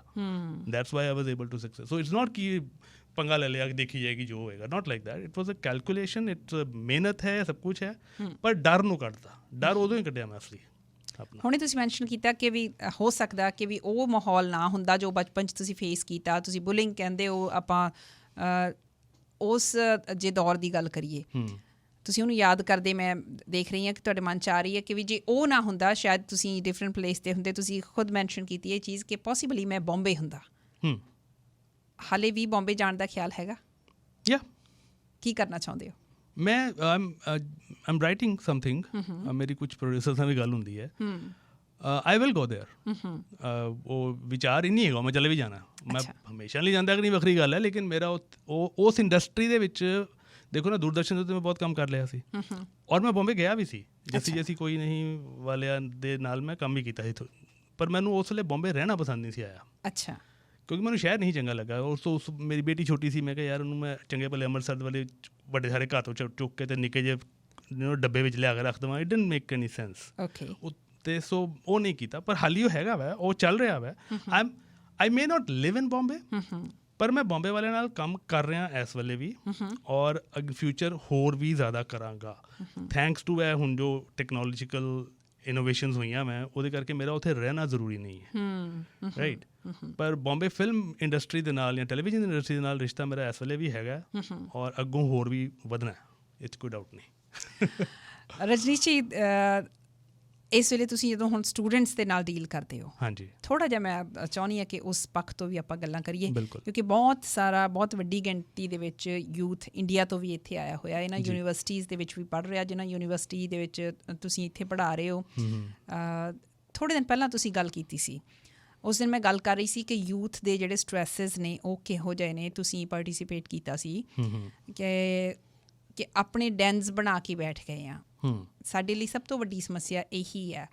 ਨੋ ਮੈਟਰ ਵਾਟ, ਅਸੀਂ ਕਿੱਥੋਂ ਆਏ ਹਾਂ, ਅਸੀਂ ਥੋੜ੍ਹਾ ਜਿਹਾ ਇਹ ਦੇਖਦੇ ਹਾਂ ਕਿ ਸਾਡਾ ਕੰਫਰਟ ਜ਼ੋਨ ਇੱਕ ਦੂਸਰੇ ਦੇ ਨਾਲ ਮੈਚ ਖਾਂਦਾ ਤਾਂ ਅਸੀਂ ਉਹਦੇ ਵਿੱਚ ਜਾ ਵੜਦੇ ਹਾਂ ਜਾਂ ਅਗਲੇ ਨੂੰ ਆਪਾਂ ਅਲਾਓ ਕਰਦੇ ਹੈਗੇ ਹਾਂ। ਤੁਹਾਡੀ ਜਿਹੜੀ ਆਬਜ਼ਰਵੇਸ਼ਨ ਹੈ, ਤੁਹਾਡਾ ਜਿਹੜਾ ਐਕਸਪੀਰੀਅੰਸ ਹੈ, ਉਹ ਕੀ ਕਹਿੰਦਾ ਆ ਜੇ ਆਪਾਂ ਸਪੈਸੀਫਿਕਲੀ ਯੂਥ ਦੀ ਹੀ ਅੱਜ ਗੱਲ ਕਰ ਲਈਏ? ਤਾਂ ਮੈਂ ਦੋਨੋਂ ਐਂਗਲ ਤੋਂ ਗੱਲ ਕਰਦਾ ਵਾਂ। ਇੱਕ ਐਜ਼ ਅ ਫਾਦਰ ਜਿਹਦੀ ਬੇਟੀ ਯੂਨੀਵਰਸਿਟੀ 'ਚ ਹੈਗੀ ਹੈ, ਉਹ ਇੰਡੀਅਨ ਓਰੀਜਨ ਹੈ ਪਰ ਇੱਥੋਂ ਦੀ ਸਟੂਡੈਂਟ ਹੈ, ਔਰ ਐਜ਼ ਅ ਪ੍ਰੋਫੈਸਰ ਜਿਹੜਾ ਕਿ ਦੇਖਦਾ ਵਾ ਇੰਟਰਨੈਸ਼ਨਲ ਸਟੂਡੈਂਟਸ ਨੂੰ ਆਪਣੀ ਯੂਨੀਵਰਸਿਟੀ ਦੇ ਵਿੱਚ। ਸੋ ਐਜ਼ ਮਾਈ ਡਾਟਰ, ਉਹਦੀ ਇੰਟਰਨੈਸ਼ਨਲ ਸਟੂਡੈਂਟਸ ਇੱਕ ਦੋ ਉਹਦੀਆਂ ਫਰੈਂਡਸ ਬਣੀਆਂ, ਰਾਈਟ, ਔਰ ਕੁਛ ਨਹੀਂ ਵੀ ਬਣੀਆਂ। ਸੋ ਉਹ ਜੋ ਉਹਦਾ ਆਬਜ਼ਰਵੇਸ਼ਨ ਹੈਗੀ ਸੀ ਉਹ ਇਹੀ ਸੀ ਕਿ ਇੱਕ ਜਿਹੜਾ ਕਲਚਰਲ ਗੈਪ ਹੁੰਦਾ ਨਾ, ਉਹਨੂੰ ਓਵਰਕਮ ਕਰਨ ਲਈ ਜੇ ਪੁੱਲ ਦੇ ਦੋਨੋਂ ਪਾਸੇ ਹੈਗੇ ਆ ਤਾਂ you have to start move, ਦੋਨਾਂ ਨੂੰ ਚੱਲਣਾ ਪਏਗਾ। ਜੇ ਇੱਕੋ ਹੀ ਪਾਸੇ ਰਹੇਗਾ ਤਾਂ ਫਿਰ ਉਹ ਮਿਡਲ ਤੱਕ ਨਹੀਂ ਆਏਗਾ ਤਾਂ ਫਿਰ ਗੱਲ ਬਣਨੀ ਨਹੀਂ ਹੈ ਜੀ। ਅਤੇ ਉਹਦੀ ਮੇਰੀ ਬੇਟੀ ਦੀ ਆਬਜ਼ਰਵੇਸ਼ਨ ਇਹ ਸੀ ਕਿ ਇੰਟਰਨੈਸ਼ਨਲ ਸਟੂਡੈਂਟਸ ਖਾਸ ਤੌਰ ਬਹੁਤ ਸਾਰੇ ਐਸੇ ਹੈ ਜਿਹੜੇ ਉਹ ਸਟੈਪ ਲੈਣ ਲਈ ਤਿਆਰ ਨਹੀਂ ਹੁੰਦੇ। ਅੱਛਾ, ਠੀਕ ਹੈ, ਉਹ ਕੰਫਰਟ ਜ਼ੋਨ ਕਹਿ ਲਓ ਜਾਂ ਝਿਜਕ ਕਹਿ ਲਓ ਜਾਂ ਈਗੋ ਕਹਿ ਲਓ। ਕਈ ਤਾਂ ਮੈਂ ਈਗੋ ਵੀ ਦੇਖੀ ਹੈ ਓਨੈਸਟਲੀ, ਮੈਂ ਕਿਉਂਕਿ ਮੈਨੂੰ ਪੰਜਾਬੀ ਸਮਝ ਆਉਂਦੀ ਹੈ ਅਤੇ ਮੈਂ ਆਉਂਦੇ ਜਾਂਦੇ ਮੁੰਡਿਆਂ ਦੀਆਂ ਪੰਜਾਬੀ ਦੀਆਂ ਗੱਲਾਂ ਮੇਰੇ ਕੰਨਾਂ 'ਚ ਪੈਂਦੀਆਂ, ਰਾਈਟ। ਤਾਂ ਮੈਂ ਬੜਾ ਫਰੈਂਕਲੀ ਕਰਨਾ ਪਿਆ, ਮੈਂ ਆਪਣੇ ਜਿਹੜੇ ਇੰਟਰਨੈਸ਼ਨਲ ਉਹਨਾਂ ਦੀ ਮੈਂ ਗੱਲਾਂ ਸੁਣ ਕੇ ਲੱਗਦਾ ਕਿ ਜਿਸ ਤਰ੍ਹਾਂ ਉਹਨਾਂ ਨੂੰ ਲੱਗਦਾ ਕਿ ਅਸੀਂ ਕਿਉਂ ਮੈਂ ਕਿਉਂ ਜਾਵਾਂ ਕਿਸੇ ਨਾਲ ਗੱਲ, ਸਾਨੂੰ ਕਿਸੇ ਦੀ ਕੋਈ ਜ਼ਰੂਰਤ ਨਹੀਂ ਹੈ, ਸਾਨੂੰ ਕੀ ਹੈ, ਇਹੋ ਜਿਹੀਆਂ ਗੱਲਾਂ ਮੇਰੇ ਕੰਨਾਂ 'ਚ ਪੈਂਦੀਆਂ ਰਹਿੰਦੀਆਂ। ਅਤੇ ਜਿਹੜਾ ਇੱਧਰ ਵਾਲਾ ਯੂਥ ਹੈਗਾ, ਜਿਹੜਾ ਖਾਸ ਤੌਰ 'ਤੇ ਇੰਡੀਅਨ ਓਰੀਜਨ ਯੂਥ ਹੈਗਾ, ਉਹਨਾਂ ਦੀ ਵੀ ਕਲਚਰਲ ਬੈਰੀਅਰ ਹੈਗਾ ਵਾ। ਉਹਨਾਂ ਦਾ ਪ੍ਰੋਬਲਮ ਇਹ ਹੈਗੀ ਹੈ ਕਿ ਉਹਨਾਂ ਨੂੰ ਘਰੋਂ ਜਿਹੜੇ ਉਹ ਇਨਫੋਰਮੇਸ਼ਨ ਨਹੀਂ ਮਿਲੀ ਹੋਈ ਕਿ ਉੱਥੇ ਕੀ ਚੇਂਜਿਸ ਹੋ ਚੁੱਕੀਆਂ। ਮੈਂ ਬਹੁਤ ਸਾਰੇ ਸਟੂਡੈਂਟ ਨੂੰ ਜਾਣਦਾ ਜਿਹੜੇ ਕਦੀ ਪੰਜਾਬ ਜਾਂਦੇ ਵੀ ਆ ਨਾ ਅਤੇ ਉਹ ਆਪਣੇ ਪਿੰਡ ਦੇ ਦਾਇਰੇ ਤੋਂ ਬਾਹਰ ਨਹੀਂ ਜਾਂਦੇ। ਐਗਜ਼ੈਕਟਲੀ। ਔਰ ਉਹਨਾਂ ਦੇ ਅੰਦਰ ਇੱਕ ਇੰਡੀਆ ਦੀ ਇੱਕ ਅਜੀਬ ਜਿਹੀ ਇਮੇਜ ਹੈਗੀ ਹੈ ਕਿ ਉੱਥੇ ਕੀ ਹੋ ਚੁੱਕਾ ਵਾ, ਉਹਨਾਂ ਨੂੰ ਨਹੀਂ ਪਤਾ। ਨਾ ਉਹਨਾਂ ਦੇ ਪੇਰੈਂਟਸ ਨੂੰ ਦੱਸਿਆ ਗਿਆ ਵਾ, ਨਾ ਉਹਨਾਂ ਨੂੰ। ਉਹ ਫਿਲਮਾਂ 'ਚ ਦੇਖਦੇ ਆ, ਪਰ ਉਹ ਫਿਲਮਾਂ ਵੀ ਮਤਲਬ ਕਿੰਨੀ ਕੁ ਇਨਫੋਰਮੇਸ਼ਨ ਦੇ ਦਿੰਦੀਆਂ। ਫਿਲਮਾਂ ਫਿਰ ਵੀ ਫਿਲਮਾਂ ਹੀ ਹੁੰਦੀਆਂ, it's a fiction thing, right. ਅਤੇ ਉਹਨਾਂ ਨੂੰ ਇੱਕ ਕੁਐਸਚਨ ਮਾਰਕ 'ਚ ਰਹਿੰਦਾ ਵਾ ਕਿ ਇਹ ਜਿਹੜਾ ਬੰਦਾ ਆਇਆ ਵਾ ਕੀ ਹੈ ਉਸੇ ਥਿੰਕਿੰਗ ਦਾ ਬੰਦਾ ਵਾ ਜਿਹੋ ਜਿਹੀ ਥਿੰਕਿੰਗ ਦੀ ਇਮੇਜ ਮੇਰੇ ਅੰਦਰ ਬਣੀ ਹੋਈ ਹੈ, ਜਿਹੜੀ ਮੇਰੇ ਪੇਰੈਂਟਸ ਨੇ ਮੇਰੇ ਅੰਦਰ ਬਣਾ ਕੇ ਰੱਖੀ ਹੋਈ ਹੈ, ਜਿਹੜੇ ਕਿ 70s ਦੇ ਵਿੱਚ ਆਏ ਸੀ, 80s 'ਚ ਆਏ ਸੀ, 90s 'ਚ ਆਏ ਸੀ, ਜਿਨ੍ਹਾਂ ਨੇ ਪੋਸਟ ਗਲੋਬਲਾਈਜੇਸ਼ਨ ਵਾਲਾ ਇੰਡੀਆ ਨਹੀਂ ਦੇਖਿਆ ਹੋਇਆ। Exactly, right. ਸੋ ਇੱਥੋਂ ਵਾਲੇ ਨੂੰ ਨਹੀਂ ਪਤਾ ਕਿ ਉਹ ਵੀ ਉੱਥੋਂ ਸਟਾਰਬਕਸ 'ਚ ਕੌਫੀ ਪੀਂਦਾ ਆਇਆ, ਅਤੇ ਉੱਥੋਂ ਵਾਲਾ ਜਿਹੜਾ ਇੱਥੇ ਆਇਆ ਵਾ ਉਹਨੂੰ ਲੱਗਦਾ ਵਾ ਕਿ ਇਹ ਸਾਨੂੰ ਇਹ ਕਿਸੇ ਦੂਜੀ ਉਹਦੇ ਵਿੱਚ ਹੈਗੇ, ਬਿਕੋਜ਼ ਉਹਨਾਂ ਓਬਵੀਅਸਲੀ ਥੋੜ੍ਹਾ ਇਕਨੋਮਿਕ ਫਰਕ ਹੁੰਦਾ। ਇੱਥੋਂ ਵਾਲਿਆਂ ਨੂੰ ਥੋੜ੍ਹੀ ਜਿਹੀ ਕੰਫਰਟ ਹੁੰਦੀ ਹੈ ਬਿਕੋਜ਼ ਉਹਨੂੰ ਪੇਰੈਂਟਸ ਡਾਲਰ 'ਚ ਕਮਾਉਂਦੇ ਪਏ ਆ, ਉੱਥੋਂ ਵਾਲਿਆਂ ਨੂੰ ਪ੍ਰੈਸ਼ਰ ਹੁੰਦਾ ਵਾ, ਉਹ ਪੇਰੈਂਟਸ ਰੁਪਈਆਂ 'ਚ ਕਮਾਉਂਦੇ ਪਏ ਆ ਅਤੇ ਡਾਲਰ 'ਚ ਖਰਚ ਹੁੰਦਾ ਪਿਆ ਵਾ। ਸੋ ਉਹ ਦਿੱਕਤ ਹੈਗੀ ਹੈ, ਔਰ ਉਹਦੇ ਲਈ ਅਸੀਂ ਤਾਂ ਯੂਨੀਵਰਸਿਟੀ ਵਿੱਚ ਪਲੈਟਫਾਰਮ 'ਤੇ ਅਵੇਲੇਬਲ ਕਰਾਏ ਹੋਏ ਆ, ਔਰ ਉਹਦਾ ਕਦੀ ਕਦੀ ਫਾਇਦਾ ਵੀ ਹੁੰਦਾ। ਬਟ ਇਟ ਅਲਟੀਮੇਟਲੀ ਸਟੂਡੈਂਟਸ ਜਿਹੜੇ ਬਾਹਰੋਂ ਆ ਰਹੇ ਆ ਨਾ, they need to open up and ਉਹਨਾਂ ਨੂੰ ਯੂਨੀਵਰਸਿਟੀ ਦੀ ਸਪੇਸ ਜਿਹੜੀ ਹੈਗੀ ਹੈ ਨਾ ਉਹਦੇ ਵਿੱਚ ਆਪਣੀ ਪ੍ਰੈਜ਼ੈਂਸ ਸ਼ੋਅ ਕਰਨੀ ਚਾਹੀਦੀ ਹੈ, ਔਰ ਉਹ ਹੋਣੀ ਸ਼ੁਰੂ ਹੋ ਜਾਂਦੀ ਹੈ ਹੌਲੀ ਹੌਲੀ। ਲੇਕਿਨ ਮੈਂ ਦੇਖਦਾ ਜਿਹੜੇ ਅਰਬਨ ਸੈਂਟਰਸ 'ਚੋਂ ਆਉਂਦੇ ਆ ਨਾ ਉਹ ਕੰਫਰਟੇਬਲ ਜਲਦੀ ਹੋ ਜਾਂਦੇ ਆ। ਸੋ ਮੈਂ ਇਹ ਤੁਹਾਨੂੰ ਕੁਐਸਚਨ ਪੁੱਟ ਕਰਨ ਦਾ ਪਰਪਸ ਸਿਰਫ ਇਹੀ ਸੀ ਕਿ ਵੀ ਉਹ ਲੋਕ ਆਪਣੇ ਕੰਫਰਟ ਜ਼ੋਨ 'ਚੋਂ ਬਾਹਰ ਆਉਣ ਦੇ ਲਈ ਕੀ ਕਰਨ, ਚਾਹੇ ਇੱਧਰਲਾ ਯੂਥ ਹੈ ਜਾਂ ਉੱਧਰਲਾ ਯੂਥ। ਮੈਂ ਇੱਕ ਬੜੀ ਅੱਛੀ ਐਗਜ਼ਾਮਪਲ ਦਿੰਦਾ। ਅਸੀਂ ਜੇ ਸਾਡੀ ਯੂਨੀਵਰਸਿਟੀ ਵਿੱਚ ਇੱਕ ਜਿਵੇਂ ਜਿੰਮ ਹੈਗੀ ਹੈ ਨਾ, ਜਿੰਮ ਦੇ ਵਿੱਚ ਸ਼ਾਮ ਨੂੰ ਉਹਨਾਂ ਨੇ ਬੈਡਮਿੰਟਨ ਦਾ ਪ੍ਰੋਗਰਾਮ ਸ਼ੁਰੂ ਕੀਤਾ। ਅੱਛਾ, ਠੀਕ ਹੈ। ਮੈਂ ਇੱਕ ਦੋ ਨੂੰ ਤਾਂ ਖਾਸ ਜਾਣਦਾ ਵਾ, ਇੱਕ ਮੁੰਡਾ ਸੀ, ਉਹ ਮੈਂ ਨਾਮ ਭੁੱਲ ਗਿਆ, ਸਰਦਾਰ ਮੁੰਡਾ ਸੀ ਆਪਣਾ, ਉਹ ਬੜਾ ਸ਼ਰਮੀਲਾ ਸੀ। ਅੱਛਾ, ਉਹਨੂੰ ਮੈਂ ਕਿਹਾ ਤੂੰ ਬੈਡਮਿੰਟਨ ਜਾਇਆ ਕਰ ਉੱਥੇ, ਐਂਡ ਆਈ ਸੌ ਦੈਟ ਵਿਦਿਨ 2-3 ਵੀਕਸ 4 ਵੀਕਸ ਉਹਦੇ ਬੜੇ ਫਰੈਂਡਸ ਬਣ ਗਏ। ਮਤਲਬ ਸਿਰਫ ਪੰਜਾਬੀ ਨਹੀਂ, ਲਾਈਕ ਚੀਨੀ ਹੋਣ, ਚਾਈਨੀਜ਼ ਓਰੀਜਨ ਦੇ ਹੋਣ, ਗੋਰੇ ਹੋਣ, ਕੋਈ ਵੀ ਹੋਣ। ਹੀ ਵਾਜ਼ ਅ ਸ਼ਾਈ ਕਿਡ, ਔਰ ਉਹਦੀ ਟਰਾਂਸਫਰਮੇਸ਼ਨ ਮੈਂ ਦੇਖੀ ਆਪਣੇ ਅੱਖੀਂ। ਸੋ ਜਿਹੜੇ ਇੰਟਰਨੈਸ਼ਨਲ ਸਟੂਡੈਂਟਸ ਆਉਂਦੇ ਆ ਨਾ, ਉਹ ਜਿਹੜੀਆਂ ਐਕਟੀਵਿਟੀਜ਼ ਹੁੰਦੀਆਂ ਯੂਨੀਵਰਸਿਟੀ ਦੇ ਵਿੱਚ ਉਹਦੇ ਵਿੱਚ ਇਨਵੋਲਵ ਥੋੜ੍ਹਾ ਘੱਟ ਹੁੰਦੇ ਆ, ਜਿਹਨੂੰ ਆਪਾਂ ਕੋ ਕਰਿਕੂਲਰ ਐਕਟੀਵਿਟੀਜ਼ ਕਰਨੇ ਆ ਜਾਂ just like extra mural activity ਕੋਈ ਵੀ ਹੋਵੇ। ਉਹਦੀ ਕੁਛ ਵਜ੍ਹਾ ਇਹ ਵੀ ਹੁੰਦੀ ਹੈ ਕਿ ਉਹ ਦਿਮਾਗ 'ਚ ਉਹੀ ਹੋ ਜਾਂਦਾ ਕਿ ਮੈਂ ਪੈਸੇ ਕਮਾ ਲੈਣਾ ਜਾ ਕੇ, ਰਾਈਟ। ਮੈਂ ਇੱਥੇ ਮੈਂ ਬੈਡਮਿੰਟਨ ਕੱਲ੍ਹ ਖੇਡੀ, ਮੈਂ ਜੋਬ ਕਰ ਲੈਣਾ ਵਾ, ਜੋਬ ਪੈਸੇ ਦੇ ਦਿੰਦੀ ਹੈ, ਨੋ ਡਾਊਟ, ਪਰ ਉਹ ਜਿਹੜਾ ਐਕਸਪੀਰੀਅੰਸ ਹੈ ਨਾ ਉਹਦੀ ਵੈਲਿਊ ਜਦੋਂ ਪਤਾ ਲੱਗਣੀ ਹੈ, ਜਦ ਤੱਕ ਪਤਾ ਲੱਗਣੀ ਤਾਂ ਫਿਰ ਦੇਰ ਹੋ ਜਾਂਦੀ ਹੈ। So I have seen that transformation in many student. ਇਹ ਤਾਂ ਇੱਕ ਐਗਜ਼ਾਮਪਲ ਦਿੱਤੀ ਇਹੋ ਜਿਹੇ ਕਈ ਸਟੂਡੈਂਟਸ ਨੂੰ, ਬਿਕੋਜ਼ ਮੇਰੀ ਨੇਚਰ ਹੈਗੀ ਹੈ, ਮੈਂ ਜਿਸ ਦਿਨ ਕੈਂਪਸ ਜਾਣਾ ਵਾ ਨਾ ਉਸ ਦਿਨ ਮੈਂ ਕੈਂਪਸ ਰਹਿਣਾ। ਮੈਨੂੰ ਕਲਾਸ ਪੜ੍ਹਾ ਕੇ ਘਰ ਭੱਜਣ ਦੀ ਨਹੀਂ, ਕਿਉਂਕਿ 2-3 ਦਿਨ ਜਾਣਾ ਹੁੰਦਾ, ਅਤੇ ਮੈਂ ਰਹਿਣਾ ਵਾ ਕੈਂਪਸ ਵਿੱਚ, ਮੈਂ ਇੰਟਰੈਕਟ ਕਰਨਾ ਵਾ ਸਟੂਡੈਂਟਸ ਦੇ ਨਾਲ ਡਾਇਰੈਕਟਲੀ, ਇਨਫੋਰਮਲੀ ਵੀ। ਕਲਾਸ ਵੀ ਕਿਹਾ ਹੁੰਦਾ ਜਦੋਂ ਮੈਂ ਜਿੱਥੇ ਵੇਖੋ ਕਰ ਲਿਆ ਕਰੋ, ਅਤੇ ਉਹ ਜਦੋਂ ਉਹਨਾਂ ਨੂੰ ਇਹੋ ਜਿਹੀਆਂ ਐਕਟੀਵਿਟੀਜ਼ ਦੇ ਵਿੱਚ ਜਾਂ ਜਿਵੇਂ ਸਾਡੇ ਸਾਊਥ ਏਸ਼ੀਅਨ ਸਟੱਡੀਜ਼ ਇੰਸਟੀਚਿਊਟ ਹੈਗਾ ਵਾ, ਉੱਥੇ ਅਸੀਂ ਐਕਟੀਵਿਟੀਜ਼ ਕਰਦੇ ਰਹਿੰਦੇ ਹਾਂ ਕਿਸੇ ਨੂੰ, ਉੱਥੇ ਲੈ ਜਾਈਦਾ ਵਾ। ਤਾਂ ਦੇ ਸਟਾਰਟ ਕਿ ਹਾਂ ਯਾਰ ਇੱਥੇ ਜਿਹੜੇ ਇੱਥੋਂ ਦੇ ਬੰਦੇ ਆ, they also speak the similar kind of language, not just language as in Punjabi language, the idiom or the ideas ਜਿਹੜੇ ਹੈਗੇ ਆ ਉਹ ਕਾਮਨ ਹੈਗੇ ਆ, ਜਿਸ ਲਈ ਉਹ ਪਤਾ ਲੱਗਦਾ ਵਾ, ਉਸ ਵੇਲੇ ਉਹਨਾਂ ਨੂੰ ਕੰਫਰਟ ਜ਼ੋਨ ਹੋ ਜਾਂਦਾ, ਪਰ ਉਹਦੇ ਲਈ ਟਾਈਮ ਉਹਨਾਂ ਨੂੰ ਦੇਣਾ ਪੈਂਦਾ। ਸੋ ਇਹ ਜਿਹੜੀ ਮੇਨ ਇਸ਼ੂ ਹੈਗਾ ਵਾ ਕਿ ਜਿਹੜਾ ਬੱਚਾ ਉੱਥੋਂ ਆ ਰਿਹਾ ਨਾ, ਉਹਦੇ ਉੱਤੇ ਜਿਹੜਾ ਫਾਈਨੈਂਸ਼ੀਅਲ ਪ੍ਰੈਸ਼ਰ ਪਾਇਆ ਹੁੰਦਾ ਕਿ ਤੂੰ ਜਾ ਕੇ ਜਲਦੀ ਤੋਂ ਜਲਦੀ ਜੋਬ ਲੱਭ, ਬਿਲਕੁਲ ਉਹਦੇ ਕਰਕੇ ਉਹ ਯੂਨੀਵਰਸਿਟੀ ਦੇ ਐਕਸਪੀਰੀਅੰਸ ਦੇ ਵਿੱਚ ਇਮਰਸ ਨਹੀਂ ਹੁੰਦਾ ਤੇ ਫਿਰ ਉਹ ਬਾਕੀਆਂ ਦੇ ਨਾਲ ਉਹ ਹੁੰਦਾ ਨਹੀਂ ਕਨੈਕਟ। ਫਿਰ ਉਹ ਆਪਣੇ ਉਹ ਛੋਟੇ ਜਿਹੇ ਘੈਟੋ ਵਿੱਚ ਰਹਿ ਜਾਂਦਾ ਵਾ, ਜਿੱਥੇ ਕਿ ਉਹ ਵੀ ਉੱਥੇ ਗੱਲਾਂ ਵੀ ਇਹੀ ਹੁੰਦੀਆਂ, ਤੈਨੂੰ ਉਹ ਜੋਬ ਮਿਲੀ, ਉੱਥੋਂ ਇੰਨੇ ਘੰਟੇ ਲੱਗੇ, ਉੱਥੋਂ ਇੰਨੇ ਘੰਟੇ ਲੱਗੇ। ਠੀਕ ਹੈ, ਆਈ ਅੰਡਰਸਟੈਂਡ ਪੈਸੇ ਚਾਹੀਦੇ ਹੁੰਦੇ ਆ, but sometimes you have to make that decision. ਜਿਵੇਂ ਮੈਂ ਦੱਸਿਆ ਨਾ ਕਿ 5200 ਤੇ 1200 ਵਾਲਾ ਅਤੇ ਉੱਥੇ ਫਿਰ ਤੁਹਾਡੀ ਸਟਰੈਂਥ ਕਿਵੇਂ ਬਣੇਗੀ? ਤੁਸੀਂ ਯੂਨੀਵਰਸਿਟੀ ਦੀ ਪੂਰੇ ਐਕਸਪੀਰੀਅੰਸ ਦੇ ਵਿੱਚ ਇਨਵੋਲਵ ਹੋਵੋ, ਭਾਵੇਂ ਘੰਟੇ 10 ਘੱਟ ਲਾ ਲਓ, ਪੈਸੇ ਬਾਅਦ ਦੇ ਵਿੱਚ ਸਾਰੀ ਜ਼ਿੰਦਗੀ ਪੈਸੇ ਕਮਾਉਣੇ, ਰਾਈਟ। ਔਰ ਜੋ ਤੁਸੀਂ ਹੁਣ ਨੁਕਸਾਨ ਕਰਦੇ ਪਏ ਹੋ ਨਾ, ਇਹਨਾਂ ਨੂੰ ਪਤਾ ਨਹੀਂ, ਉਹ ਬਾਅਦ 'ਚ ਪਤਾ ਲੱਗਦਾ ਕਿ ਮੇਰਾ ਕਿੰਨਾ ਨੁਕਸਾਨ ਹੋ ਗਿਆ। ਮੈਂ ਡਿਗਰੀ ਤਾਂ ਮਿਲ ਗਈ ਪਰ ਮੈਨੂੰ ਐਕਸਪੀਰੀਅੰਸ ਮਿਲਿਆ ਹੀ ਨਹੀਂ। ਬਿਲਕੁਲ, ਜਿਹੜਾ ਸਟਰੈਸ ਹੈ ਉਹ ਵੀ ਬਹੁਤ ਜ਼ਿਆਦਾ ਹੁੰਦਾ। ਜਿਹੜੀਆਂ ਇਹਨਾਂ ਦੀਆਂ ਇੱਥੇ ਦੀਆਂ ਐਕਟੀਵਿਟੀਜ਼ ਆ, ਖਾਸ ਕਰਕੇ ਇਹ ਸਟੈਂਡ ਅਪ ਕਾਮੇਡੀਅਨ ਵੀ ਨੇ, ਉਹਦੇ ਬਾਰੇ ਹਾਲੇ ਤੱਕ ਗੱਲ ਨਹੀਂ ਕਰ ਸਕੀ, ਉਹਦੇ ਬਾਰੇ ਥੋੜ੍ਹਾ ਜਿਹਾ ਸਾਡੀ ਸੁਣਨ ਵਾਲਿਆਂ ਨੂੰ ਦੱਸੋ। ਸਟੈਂਡ ਅਪ ਕਾਮੇਡੀ ਨਵਜੋਤ ਜੀ ਕਾਲਜ 'ਚ ਕਰਦੇ ਸੀ ਥੋੜ੍ਹੀ ਦੀ, ਉਦੋਂ ਕੋਈ ਖਾਸ ਇਹਨੂੰ ਮੋਨੋ ਐਕਟਿੰਗ ਕਹਿੰਦੇ ਹੁੰਦੇ ਸੀ, ਸ਼ਾਇਦ ਤੁਹਾਨੂੰ ਯਾਦ ਹੋਵੇਗਾ, ਹਿਸਟਰੀਓਨਿਕਸ ਕਹਿੰਦੇ ਹੁੰਦੇ ਸੀ। ਅੱਛਾ ਲੱਗਦਾ ਸੀ ਕਰਨਾ, ਪਰ ਉਸ ਤੋਂ ਬਾਅਦ ਐਕਚੁਅਲੀ ਮੈਂ ਇੱਥੇ ਆ ਕੇ ਜਦੋਂ ਪਲੇ ਬਣਾਉਣੇ ਸ਼ੁਰੂ ਕੀਤੇ ਨਾ, ਅਤੇ ਪਹਿਲਾਂ ਜਦੋਂ ਕਾਮਾਕਾਟਾ ਮਾਰੂ 'ਤੇ ਬਣਾਇਆ that land beyond the waves, ਉਸ ਤੋਂ ਬਾਅਦ ਇੱਕ ਮੈਂ ਜਿਹੜਾ ਮੇਰੇ ਸਭ ਤੋਂ ਦਿਲ ਦੇ ਕਰੀਬ ਹੈ, ਉਹ ਮੈਂ ਇੱਕ ਬਣਾਇਆ ਸੀ ਟੈਰਰਿਜ਼ਮ ਦੇ ਉੱਤੇ। ਉਹਦਾ ਨਾਮ ਸੀ ਫੁੱਲ ਹਾਊਸ। ਉਹ 4 ਔਰਤਾਂ ਦੀ ਹੀ ਕਹਾਣੀ ਸੀ। ਉਹ ਚਾਰੋਂ ਕਿਸੇ ਨਾ ਕਿਸੇ ਰੂਪ 'ਚ ਦੁਨੀਆ ਦੇ ਅਲੱਗ-ਅਲੱਗ ਜਗ੍ਹਾ ਤੋਂ ਟੈਰਰਿਜ਼ਮ ਦੀਆਂ ਸ਼ਿਕਾਰ ਸੀ, ਔਰ ਉਹ ਵੈਨਕੂਵਰ 'ਚ ਇਕੱਠੀਆਂ ਰਹਿੰਦੀਆਂ ਪਈਆਂ, ਅਤੇ ਉਹਦੇ ਵਿੱਚ ਕਾਫੀ ਬਾਇਓਗ੍ਰਾਫੀਕਲ ਐਲੀਮੈਂਟ ਮੇਰਾ ਆ ਗਿਆ ਸੀ। ਅੱਛਾ। ਤੋ because I grew up in Amritsar in the 80s, ਅਤੇ ਉਹ ਕਾਫੀ ਅੰਦਰੋਂ ਡਰੇਨ ਹੋ ਗਿਆ ਸੀ ਮੈਂ ਇਮੋਸ਼ਨਲੀ ਉਹਨੂੰ ਲਿਖ ਕੇ। ਅੱਛਾ। ਅਤੇ ਉੱਥੋਂ ਬਾਹਰ ਨਿਕਲਣ ਲਈ ਨਾ, ਅਤੇ ਮੈਂ ਇੱਕ ਦਿਨ ਸੋਚਿਆ ਕਿ ਮੇਰਾ ਕੋਲ ਹੀ ਸ਼ੋਅ ਹੈਗਾ ਸੀ ਫਰੇਜ਼ਰ ਵੈਲੀ ਕਾਮੇਡੀ ਦਾ, ਅਤੇ ਮੈਂ ਦੇਖਣ ਚਲਾ ਗਿਆ। ਵੈਸੇ ਪਹਿਲੇ ਵੀ ਜਾਂਦਾ ਹੁੰਦਾ ਸੀ। ਉਹਦਾ ਜਿਹੜਾ ਔਰਗਨਾਈਜ਼ਰ ਸੀ, ਆਈ ਨਿਊ ਹਿਮ, ਅਤੇ ਮੈਂ ਕਿਹਾ ਉਹਦਾ ਨਾਂ ਯੂ ਟਰੂ, ਮੈਂ ਕਿਹਾ I want to do that. ਕਹਿੰਦਾ ਆ ਜਾ ਅਗਲੇ ਹਫਤੇ। ਤਾਂ ਮੈਂ ਇੱਕ ਸੈਟ ਲਿਖਿਆ ਕਾਮੇਡੀ ਦਾ, ਅਤੇ ਮੈਂ ਚਲਾ ਗਿਆ, ਐਂਡ ਇਟ ਵਰਕਡ। 2-3 ਵਾਰੀ ਐਸਾ ਮੈਂ ਕਰਦਾ ਰਿਹਾ, ਅਤੇ ਪੀਪਲ ਲਾਈਕ ਦੈਟ, ਅਤੇ ਮੈਂ ਕਿਹਾ ਅੱਛਾ ਠੀਕ ਹੈ, ਚੰਗੀ ਗੱਲ ਹੈ, ਲਾਈਕ ਕਰਦੇ ਆ। ਅਤੇ ਫਿਰ ਥੋੜ੍ਹਾ ਮੈਨੂੰ ਸੀਰੀਅਸਲੀ ਲਿੱਤਾ।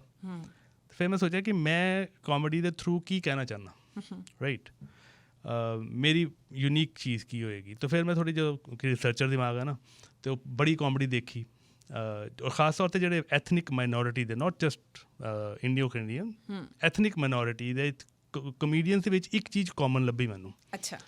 ਉਹ ਇਹ ਸੀ ਕਿ ਉਹ ਸਾਰਿਆਂ ਦੇ ਸਾਰੇ ਕਾਮੇਡੀ ਦਾ ਸਬ ਟੈਕਸਟ ਇਹ ਹੈਗਾ ਵੈ, ਜਿਵੇਂ ਉਹ ਗੋਰਿਆਂ ਨੂੰ ਕਹਿੰਦੇ ਹੋਣ ਕਿ ਬਈ ਦੇਖੋ ਮੁਲਕ ਤਾਂ ਤੁਹਾਡਾ, ਅੱਛਾ, ਅਸੀਂ ਆ ਗਏ ਹਾਂ, ਸਾਨੂੰ ਬਰਦਾਸ਼ਤ ਕਰ ਲਓ, ਅਤੇ ਇਹ ਲਓ ਸਾਡੇ 'ਤੇ ਹੱਸ ਲਓ।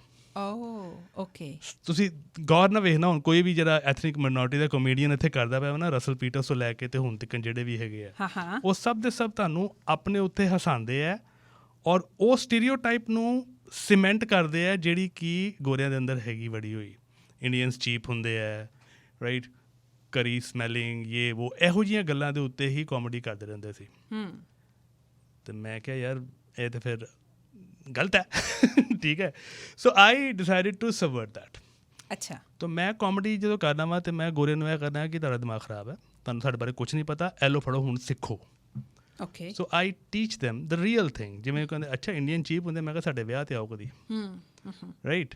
ਸੋ ਹਾਲਾਂਕਿ I mean we should not be doing those kind of weddings, but ਉਹ ਕਾਮੇਡੀ ਦੇ ਰੂਪ ਦੇ ਵਿੱਚ ਐਕਸੈਂਟ ਦੀ ਜਿਵੇਂ ਗੱਲ ਕਰਦੇ ਆ। ਸੋ ਮੈਂ ਇਹ ਕਰਦਾ ਹੁੰਦਾ, ਮੈਂ ਇੱਕ ਅੰਗਰੇਜ਼ੀ ਗਾਣੇ ਨੂੰ, ਮੈਂ ਕਹਿੰਦਾ ਇੰਡੀਆ ਦੇ ਵਿੱਚ ਕਿੰਨੀਆਂ 41 ਅਨਅਫੀਸ਼ੀਅਲ ਲੈਂਗੁਏਜਿਸ ਹੈਗੀਆਂ, 22 ਅਫੀਸ਼ੀਅਲ ਲੈਂਗੁਏਜਿਸ ਹੈਗੀਆਂ। ਮੈਂ ਕਿਹਾ ਸਾਡਾ ਇੱਕ ਐਕਸੈਂਟ ਕਿਵੇਂ ਹੋ ਸਕਦਾ ਬਈ? So I sing them a song in English song, different Indian accents ਦੇ ਵਿੱਚ। ਮੈਂ ਕਿਹਾ you are, so basically what I tell, it's basically making them aware, ਔਰ ਉਹਦੇ ਵਿੱਚੋਂ ਕਾਮੇਡੀ ਕਰਦਾ ਵਾਂ, ਲਾਈਕ ਰਿਵਰਸ ਸਟੀਰੀਓਟਾਈਪ ਦੀ ਕਾਮੇਡੀ ਕਰਦਾ। ਸਟੀਰੀਓਟਾਈਪ ਨੂੰ ਚੈਲੰਜ ਕਰਦਾ ਵਾਂ, ਜੋ ਵੀ ਨੈਗੇਟਿਵ ਸਟੀਰੀਓਟਾਈਪ ਸਾਡੇ ਨਾਲ ਜੁੜੀ ਹੋਈ ਹੈ ਉਹਨੂੰ ਚੈਲੰਜ ਕਰਕੇ, ਔਰ ਜਿਸ ਲਈ ਖਾਸ ਤੌਰ 'ਤੇ ਮੈਂ ਕਹਿੰਦਾ ਕਲਚਰ ਸ਼ੌਕ ਦੀ ਗੱਲ ਕਰਨਾ। ਮੈਂ ਕਿਹਾ ਮੈਨੂੰ ਕਲਚਰ ਸ਼ੌਕ ਲੱਗਦਾ ਨਹੀਂ, ਮੈਂ ਕਲਚਰ ਸ਼ੌਕ ਦੇਣਾ। Okay, very interesting. ਮੈਂ ਕਿਹਾ ਜਦੋਂ ਮੈਂ ਲੋਕਾਂ ਨੂੰ ਦੱਸਦਾ ਕਿ ਮੈਂ ਅੰਗਰੇਜ਼ੀ ਪੜ੍ਹਾਉਣਾ ਯੂਨੀਵਰਸਿਟੀ ਦੇ ਵਿੱਚ, ਤੇ ਲੋਕ ਕਲਚਰ ਸ਼ੌਕ ਉਹਨਾਂ ਨੂੰ ਲੱਗਦਾ ਕਿ ਅੱਛਾ, right. So it's just that. ਤਾਂ ਉੱਥੋਂ ਮਤਲਬ ਆਈ ਇੰਜੋਏ ਇਟ। ਹਾਲੀ ਮੈਂ ਕਦੀ ਇਹਨੂੰ ਓਨੈਸਟਲੀ ਪ੍ਰੋਫੈਸ਼ਨਲੀ ਮੈਂ ਨਾ ਸੋਚਿਆ ਨਹੀਂ, but it's just a way to go out. ਆਪਣੀ ਗੱਲ ਕਹਿ ਦਿੱਤੀ ਹੈ, ਮਜ਼ਾ ਆਉਂਦਾ, ਲੋਕੀ ਹੱਸਦੇ ਹੈ, ਇੱਕ ਤਰ੍ਹਾਂ ਦਾ ਸਟ੍ਰੈਸ ਬਸਟਰ ਜਿਹਾ ਹੈਗਾ। ਔਰ ਓਨੈਸਟਲੀ ਪ੍ਰੋਫੈਸ਼ਨਲੀ ਮੈਂ ਦੱਸਿਆ ਨਾ, ਮੈਂ ਪਾਰਟ ਟਾਈਮ ਪ੍ਰੋਫੈਸ਼ਨ 'ਚ ਵਿਸ਼ਵਾਸ ਹੀ ਨਹੀਂ ਰੱਖਦਾ ਜੀ। ਇਹਨੂੰ ਵੀ ਕਰਾਂਗਾ ਤਾਂ ਫੁੱਲ ਟਾਈਮ ਕਰਨਾ ਪਏਗਾ, ਅਤੇ ਇੰਨਾ ਟਾਈਮ ਹੈਗਾ ਨਹੀਂ ਹੈ ਕਿ ਰਾਈਟਿੰਗ ਵੀ ਕਰਾਂ, ਪ੍ਰੋਫੈਸਰੀ ਵੀ ਕਰਾਂ, ਅਤੇ ਕਾਮੇਡੀ ਵੀ ਫੁੱਲ ਟਾਈਮ ਕਰਾਂ। It's not, but it's good, it's fun. ਮੈਂ ਤਾਂ ਇਹ ਕਹਿ ਰਹੀ ਹਾਂ ਕਿ ਤੁਸੀਂ ਫੁੱਲ ਟਾਈਮ ਦਾ ਮਤਲਬ ਫੁੱਲ ਡੈਡੀਕੇਸ਼ਨ ਲੈ ਰਹੇ ਹੋ। Is that right? Full dedication ਦੇ ਨਾਲ ਨਹੀਂ, ਦੇਖੋ ਹੁਣ ਤੁਸੀਂ ਜੇ ਕਾਮੇਡੀ ਨੂੰ ਪ੍ਰੋਫੈਸ਼ਨਲੀ ਕਰਨਾ ਹੋਵੇ, you have to find an agent, ਫਿਰ ਤੁਹਾਨੂੰ ਟਰੈਵਲ ਕਰਨਾ ਪਏਗਾ। ਇਹ ਤਾਂ ਹੈ ਨਹੀਂ ਕਿ ਇਕੱਲੇ ਵੈਨਕੂਵਰ ਦੇ ਵਿੱਚ ਬੈਠ ਕੇ ਤੁਸੀਂ ਏਜੰਸੀ ਦੇ ਥਰੂ ਜਾਓਗੇ, ਆਪਣਾ ਸਾਰਾ Instagram, social media, it's a lot of things to do. ਮੈਂ ਉਹਨੂੰ ਹਾਲੀ ਉਸ ਤਰ੍ਹਾਂ ਨਹੀਂ ਲਿਆ। I like it. ਮੈਂ ਕੰਪੀਟੀਸ਼ਨਸ ਜਿੱਤੇ ਆ 2-3। ਮੈਂ ਹੈਡਲਾਈਨ ਵੀ ਕੀਤਾ, ਹਾਲੇ ਕੱਲ੍ਹ ਵੀ ਇੱਕ ਜਗ੍ਹਾ 'ਤੇ ਹੈਡਲਾਈਨਿੰਗ ਕਰਕੇ। ਹੈਡਲਾਈਨ ਦਾ ਮਤਲਬ ਜਿਹੜਾ ਐਂਡ ਦੇ ਵਿੱਚ ਕੋਮੀਡੀਅਨ ਆਉਂਦਾ ਵਾ, ਬਾਕੀ ਸਾਰੇ ਪਹਿਲਾਂ ਬੋਲ ਜਾਂਦੇ, ਫਿਰ ਮੈਂ ਸਭ ਤੋਂ ਜ਼ਿਆਦਾ ਟਾਈਮ ਮੇਰਾ ਹੁੰਦਾ, ਮੈਂ ਉੱਥੋਂ ਤੱਕ ਮੈਂ ਪਹੁੰਚ ਗਿਆ ਹੋਇਆ ਵਾਂ। ਅੱਛਾ। ਬਟ ਸਟਿਲ ਇਟਸ ਉਹਨੂੰ ਟੋਟਲ ਫੁੱਲ ਬਲੋਨ ਪ੍ਰੋਫੈਸ਼ਨ ਲੈਣ ਦੇ ਲਈ I have to do a lot of other things associated. ਬੜੀ ਇੰਟਰਸਟਿੰਗ ਤੁਸੀਂ ਗੱਲ ਦੱਸੀ ਆ ਕਿ ਵੀ ਸਟੀਰੀਓਟਾਈਪਸ ਜਿਹੜੇ ਬਣੇ ਹੋਏ ਆ ਉਹਨਾਂ ਨੂੰ ਤੁਸੀਂ ਚੈਲੰਜ ਕਰਕੇ, ਉਹਨਾਂ ਨੂੰ ਤੁਸੀਂ ਰਿਵਰਸ ਕਰਕੇ ਉਹ ਚੀਜ਼ ਪੇਸ਼ ਕਰਦੇ ਹੋ। ਬਿਲਕੁਲ। ਸੋ ਜਿਹੜੀ ਲੈਂਗੁਏਜ ਚੂਜ਼ ਤੁਸੀਂ ਕੀਤੀ ਹੋਈ ਆ ਉਹ ਅੰਗਰੇਜ਼ੀ ਹੈ ਇੱਥੇ, ਕਿਉਂਕਿ ਮਾਰਕੀਟ ਹੀ ਇੰਗਲਿਸ਼ ਦੀ ਹੈ। ਨਹੀਂ, ਮਾਰਕੀਟ ਦੀ ਤਾਂ ਮੈਂ ਗੱਲ ਸਮਝਦੀ ਹਾਂ, ਪਰ ਹਾਊ ਈਜ਼ੀ ਔਰ ਡਿਫੀਕਲਟ ਇਜ਼ ਇਟ? ਮੈਨੂੰ ਤਾਂ ਇਹ ਲੱਗਦਾ ਕਿ ਸ਼ਾਇਦ ਆਪਣੀ ਜ਼ੁਬਾਨ ਦੇ ਵਿੱਚ ਹੀ ਆਪਾਂ ਜ਼ਿਆਦਾ ਉਸ ਗੱਲ 'ਤੇ ਵਰਕ ਕਰ ਸਕਦੇ ਹਾਂ, ਪਰ ਇਹ ਜ਼ਿਆਦਾ ਚੈਲੰਜਿੰਗ ਜਾਂ ਔਖਾ ਕੰਮ ਨਹੀਂ ਹੈ ਅੰਗਰੇਜ਼ੀ ਦੇ ਵਿੱਚ ਕਰਨਾ? ਮੈਂ ਉਹੀ ਤਾਂ ਕਰਨਾ ਵਾ ਕਿ ਮੈਂ ਆਪਣੀ ਇੰਟਰੋਡਕਸ਼ਨ ਐਸਾ ਦਿੰਦਾ ਹੁੰਦਾ ਕਿ I am a brown guy from India who teaches English to white people in Canada. Wow. ਸਾਡੇ ਕਾਲਰ ਗੱਲ ਕਰਨਾ ਚਾਹੁੰਦੇ ਨੇ ਤੁਹਾਡੇ ਨਾਲ। ਸ਼ੈਲੀ ਤੇਜਾ ਜੀ, ਸਵਾਗਤ ਹੈ ਤੁਹਾਡਾ। ਹਾਂਜੀ, ਸਤਿ ਸ਼੍ਰੀ ਅਕਾਲ ਜੀ। ਸਤਿ ਸ਼੍ਰੀ ਅਕਾਲ। ਜਿਹੜੇ ਤੁਸੀਂ ਗੈਸਟ ਲਿਆਉਂਦੇ ਹੋ ਨਾ, ਔਰ ਪ੍ਰੋਫੈਸਰ ਰਜਨੀਸ਼ ਜੀ ਨੂੰ ਮੈਂ ਮਿਲਿਆ ਪਰਸਨਲੀ ਤੁਹਾਡੇ ਪ੍ਰੋਗਰਾਮ ਤੋਂ ਬਾਅਦ ਪਿਛਲੀ ਵਾਰੀ। ਓਕੇ। ਤੇ ਮੈਨੂੰ 15 ਸਾਲ ਹੋ ਗਏ ਕੈਨੇਡਾ 'ਚ, ਤੇ ਮੈਂ ਇਹ ਦੇਖਦਾ ਰਹਿੰਦਾ ਹੁੰਦਾ ਕਿ ਕਿਹੜਾ ਬੰਦਾ ਹੈ ਜਿਹੜਾ ਇੰਡੀਆ ਨੂੰ as a cultural ambassador represent ਕਰ ਸਕਦਾ। ਤੇ there is no better man than professor Rajneesh. ਅੱਛਾ, ਥੈਂਕ ਯੂ ਸਰ। ਇਹ ਸੀਕ੍ਰੇਟ ਫਿਲਾਸਫਰ ਵੀ ਹੈਗੇ ਨੇ। ਤੁਹਾਨੂੰ ਇਹ ਗੱਲ ਦਾ ਪਤਾ ਨਹੀਂ, ਕਿਉਂਕਿ ਮੈਂ ਇਹਨਾਂ ਨੂੰ ਕਦੋਂ ਮਿਲਿਆ ਪਹਿਲੀ ਵਾਰੀ, ਇੱਥੇ ਕਾਨਫਰੰਸ ਹੋਈ। ਉਹ ਕਾਨਫਰੰਸ ਸੀ ਲਾਈਫ ਆਫਟਰ ਡੈਥ, ਸਾਰੇ ਰਿਲੀਜਨ ਦੀ ਰਿਪਰੈਜ਼ੈਂਟੇਸ਼ਨ ਸੀ। ਅੱਛਾ। ਮੇਰੇ ਨਾਲ ਜਿਹੜਾ ਬੰਦਾ ਸੀ ਉਹਨੇ 50,000 ਕਿਤਾਬਾਂ ਪੜ੍ਹੀਆਂ ਸੀ, ਤੇ ਉਹ ਸੀ ਉਹ ਕ੍ਰਿਸਚਨ ਸੀ। ਤੇ ਜਦੋਂ ਪ੍ਰੋਫੈਸਰ ਰਜਨੀਸ਼ ਬੋਲੇ ਜੀ, ਤੇ ਉਹਨੇ ਜਾ ਕੇ ਜਿਹੜਾ ਕ੍ਰਿਸਚਨ ਰਿਪਰੈਜ਼ੈਂਟੇਟਿਵ ਸੀ ਉਹਨੂੰ ਇਹ ਕਿਹਾ, he spoke from Hindu perspective what happens after death. Okay.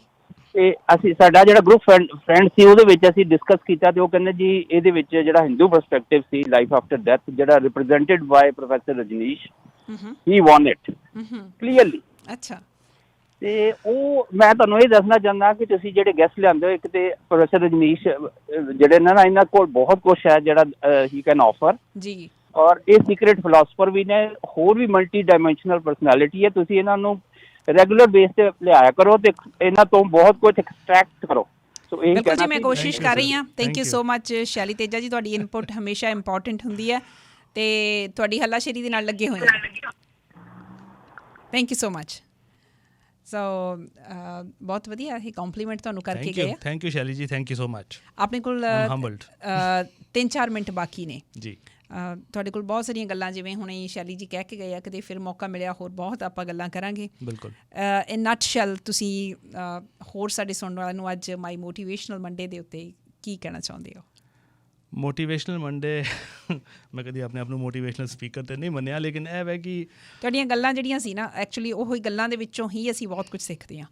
ਜਿਹੋ ਜਿਹੀ ਤੁਸੀਂ ਜਰਨੀ ਆਪਣੀ ਬਿਆਨ ਕੀਤੀ ਆ, ਸ਼ਾਇਦ ਤੁਹਾਨੂੰ ਨਹੀਂ ਇਸ ਚੀਜ਼ ਦਾ ਖਿਆਲ ਕਿ ਕਿੰਨੀ ਵਾਰੀ ਤੁਸੀਂ ਜਿਹੜੀ ਫੀਅਰ ਦੀ ਗੱਲ ਕਰਕੇ ਗਏ ਹੋ, ਕਿੰਨੀ ਵਾਰੀ ਤੁਸੀਂ ਉਹ ਬਲੋਕੇਜ ਤੋੜਨ ਦੀ ਗੱਲ ਕਰਕੇ ਗਏ ਹੋ ਕਿ ਜਿਹੜੇ ਅਸੀਂ ਆਪਣੇ ਕਈ ਵਾਰ ਬਲੀਫਸ ਜਿਹੜੇ ਬਣਾ ਲੈਂਦੇ ਹਾਂ, ਤੇ ਇੱਕ ਕੰਫਰਟ ਜ਼ੋਨ 'ਚੋਂ ਬਾਹਰ ਨਿਕਲਣ ਦੀ ਗੱਲ ਹੈ। ਮੈਂ ਰਿਪੀਟਡਲੀ ਇਹ ਮੈਸੇਜ ਆਪਣੇ ਸੁਣਨ ਵਾਲਿਆਂ ਦੇ ਨਾਲ ਸਾਂਝੇ ਕਰਦੀ ਰਹਿੰਦੀ ਹਾਂ। ਬੇਸ਼ੱਕ ਮੈਂ ਆਪਣੇ ਵੱਲੋਂ ਨਹੀਂ ਗੱਲ ਕਰਦੀ, ਪਰ ਅੱਜ ਜਿਹੜਾ ਮੰਡੇ ਦਾ ਮਕਸਦ ਵੀ ਇਹੀ ਹੁੰਦਾ ਕਿ ਜੇ ਕੋਈ ਕਿਤੇ ਸਟੱਕ ਹੋਇਆ ਉਹ ਤੁਹਾਡੀ ਸਟੋਰੀ ਸੁਣ ਕੇ ਜ਼ਰੂਰ ਆਪਣੇ ਆਪ ਨੂੰ ਅਗਾਂਹ ਤੋਰ ਸਕੇ।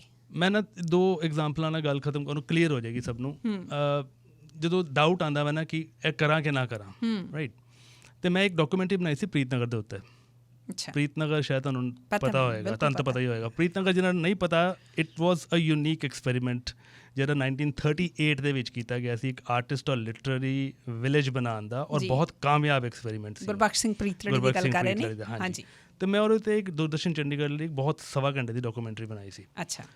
ਉਹਦੇ ਵਿੱਚ ਗੁਰਬਖਸ਼ ਸਿੰਘ ਪ੍ਰੀਤਲੜੀ ਨੇ ਇੱਕ ਕੋਟ ਸੀ ਕਿ ਜਦੋਂ ਉਹਨਾਂ ਨੇ ਇਹ ਸੋਚਿਆ, ਉਹਨਾਂ ਕੋਲ ਕੋਈ ਪੈਸਾ ਪੂਸਾ ਕੁਛ ਨਹੀਂ ਸੀ ਹੈਗਾ ਕਿ ਮੈਂ ਪੂਰਾ ਸ਼ਹਿਰ ਵਸਾਉਣਾ ਨਵਾਂ, ਰਾਈਟ।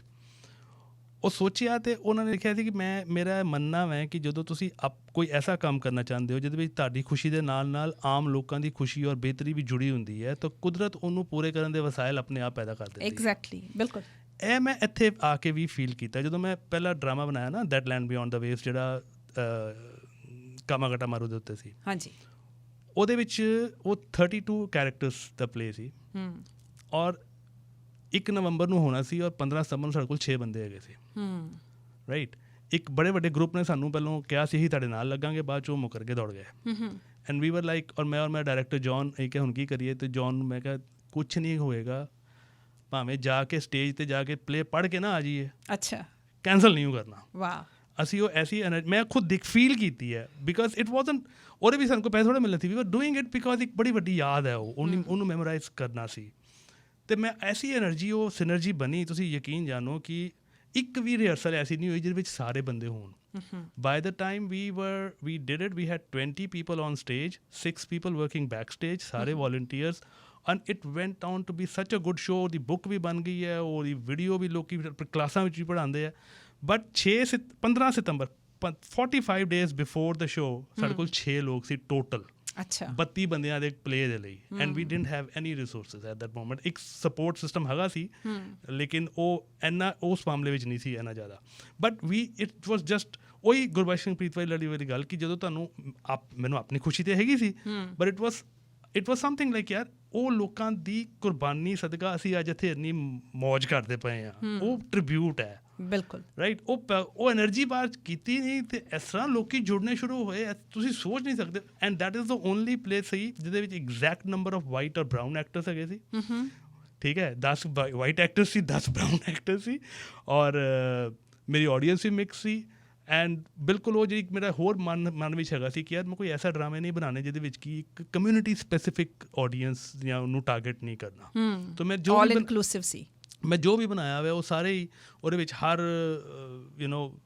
ਨਸਲ ਦੇ ਲੋਕ ਹੈਗੇ ਆ, ਰਾਈਟ। ਹਰ ਕਲਚਰ ਤੇ ਖੈਰ ਬਹੁਤ ਵੱਡੀ ਡੈਫੀਨੇਸ਼ਨ ਹੋ ਜਾਂਦੀ ਹੈ, ਸੋ ਹਰ ਰੰਗ ਦੇ ਸਮਝ ਲਓ ਉਹਦੇ ਵਿੱਚ ਲੋਕ ਉਹਦੇ ਵਿੱਚ ਹੈਗੇ ਸੀ। ਤਾਂ ਦੈਟਸ ਉਹ ਗੁਰਬਖਸ਼ ਸਿੰਘ ਪ੍ਰੀਤਲੜੀ ਦੀ ਜਿਹੜੀ ਗੱਲ ਹੈਗੀ ਸੀ ਨਾ, ਜਿਹੜੀ ਮੈਂ ਉਹ 2002 ਦੇ ਵਿੱਚ ਡਾਕੂਮੈਂਟਰੀ ਵਾਲੇ ਰਿਸਰਚ ਕਰਦੇ ਕੀਤੀ ਸੀ, ਕਿ ਜਦੋਂ ਤੁਸੀਂ ਆਪਣੀ ਖੁਸ਼ੀ ਦੇ ਨਾਲ ਨਾਲ ਐਸਾ ਕੰਮ ਕਰਦੇ ਹੋ ਜਿਹਦੇ ਵਿੱਚ ਲੋਕਾਂ ਦੀ ਖੁਸ਼ੀ ਵੀ ਜੁੜੀ ਹੋਵੇ, ਆਪ ਖੁਸ਼ ਹੋ, ਇਹ 'ਚ ਕੋਈ ਦਿੱਕਤ ਨਹੀਂ ਹੈ, ਆਪਣਾ ਸੈਲਫਿਸ਼ ਹੋਣ 'ਚ ਕੋਈ ਦਿੱਕਤ ਨਹੀਂ ਹੈ, ਪਰ ਉਹਦੇ ਨਾਲ ਲੋਕਾਂ ਦੀ ਖੁਸ਼ੀ ਜੋੜ ਦਿੰਦੇ ਹੋ ਅਤੇ ਕੁਦਰਤ ਆਪੇ ਹੀ ਵਸਾਇਲ ਪੈਦਾ ਕਰ ਦਿੰਦੀ। ਅਤੇ ਮੈਨੂੰ ਕਿੱਥੋਂ ਮੈਂ ਇਹ ਡਰਾਮੇ ਬਣਾ ਰਹੇ ਸੀ, ਕਿੱਥੋਂ ਮੈਂ ਮਤਲਬ I think about it ਕਿ ਯਾਰ ਕਿਵੇਂ ਹੋ ਗਿਆ।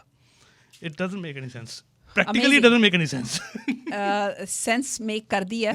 ਜੇ ਮੈਂ ਆਪਣੇ 'ਤੇ ਗੱਲ ਅਪਲਾਈ ਕਰਾਂ, ਮੈਂ ਵੀ ਇਸੇ ਤਰੀਕੇ ਨਾਲ ਹੀ ਇੱਥੇ ਬੈਠੀ ਹਾਂ।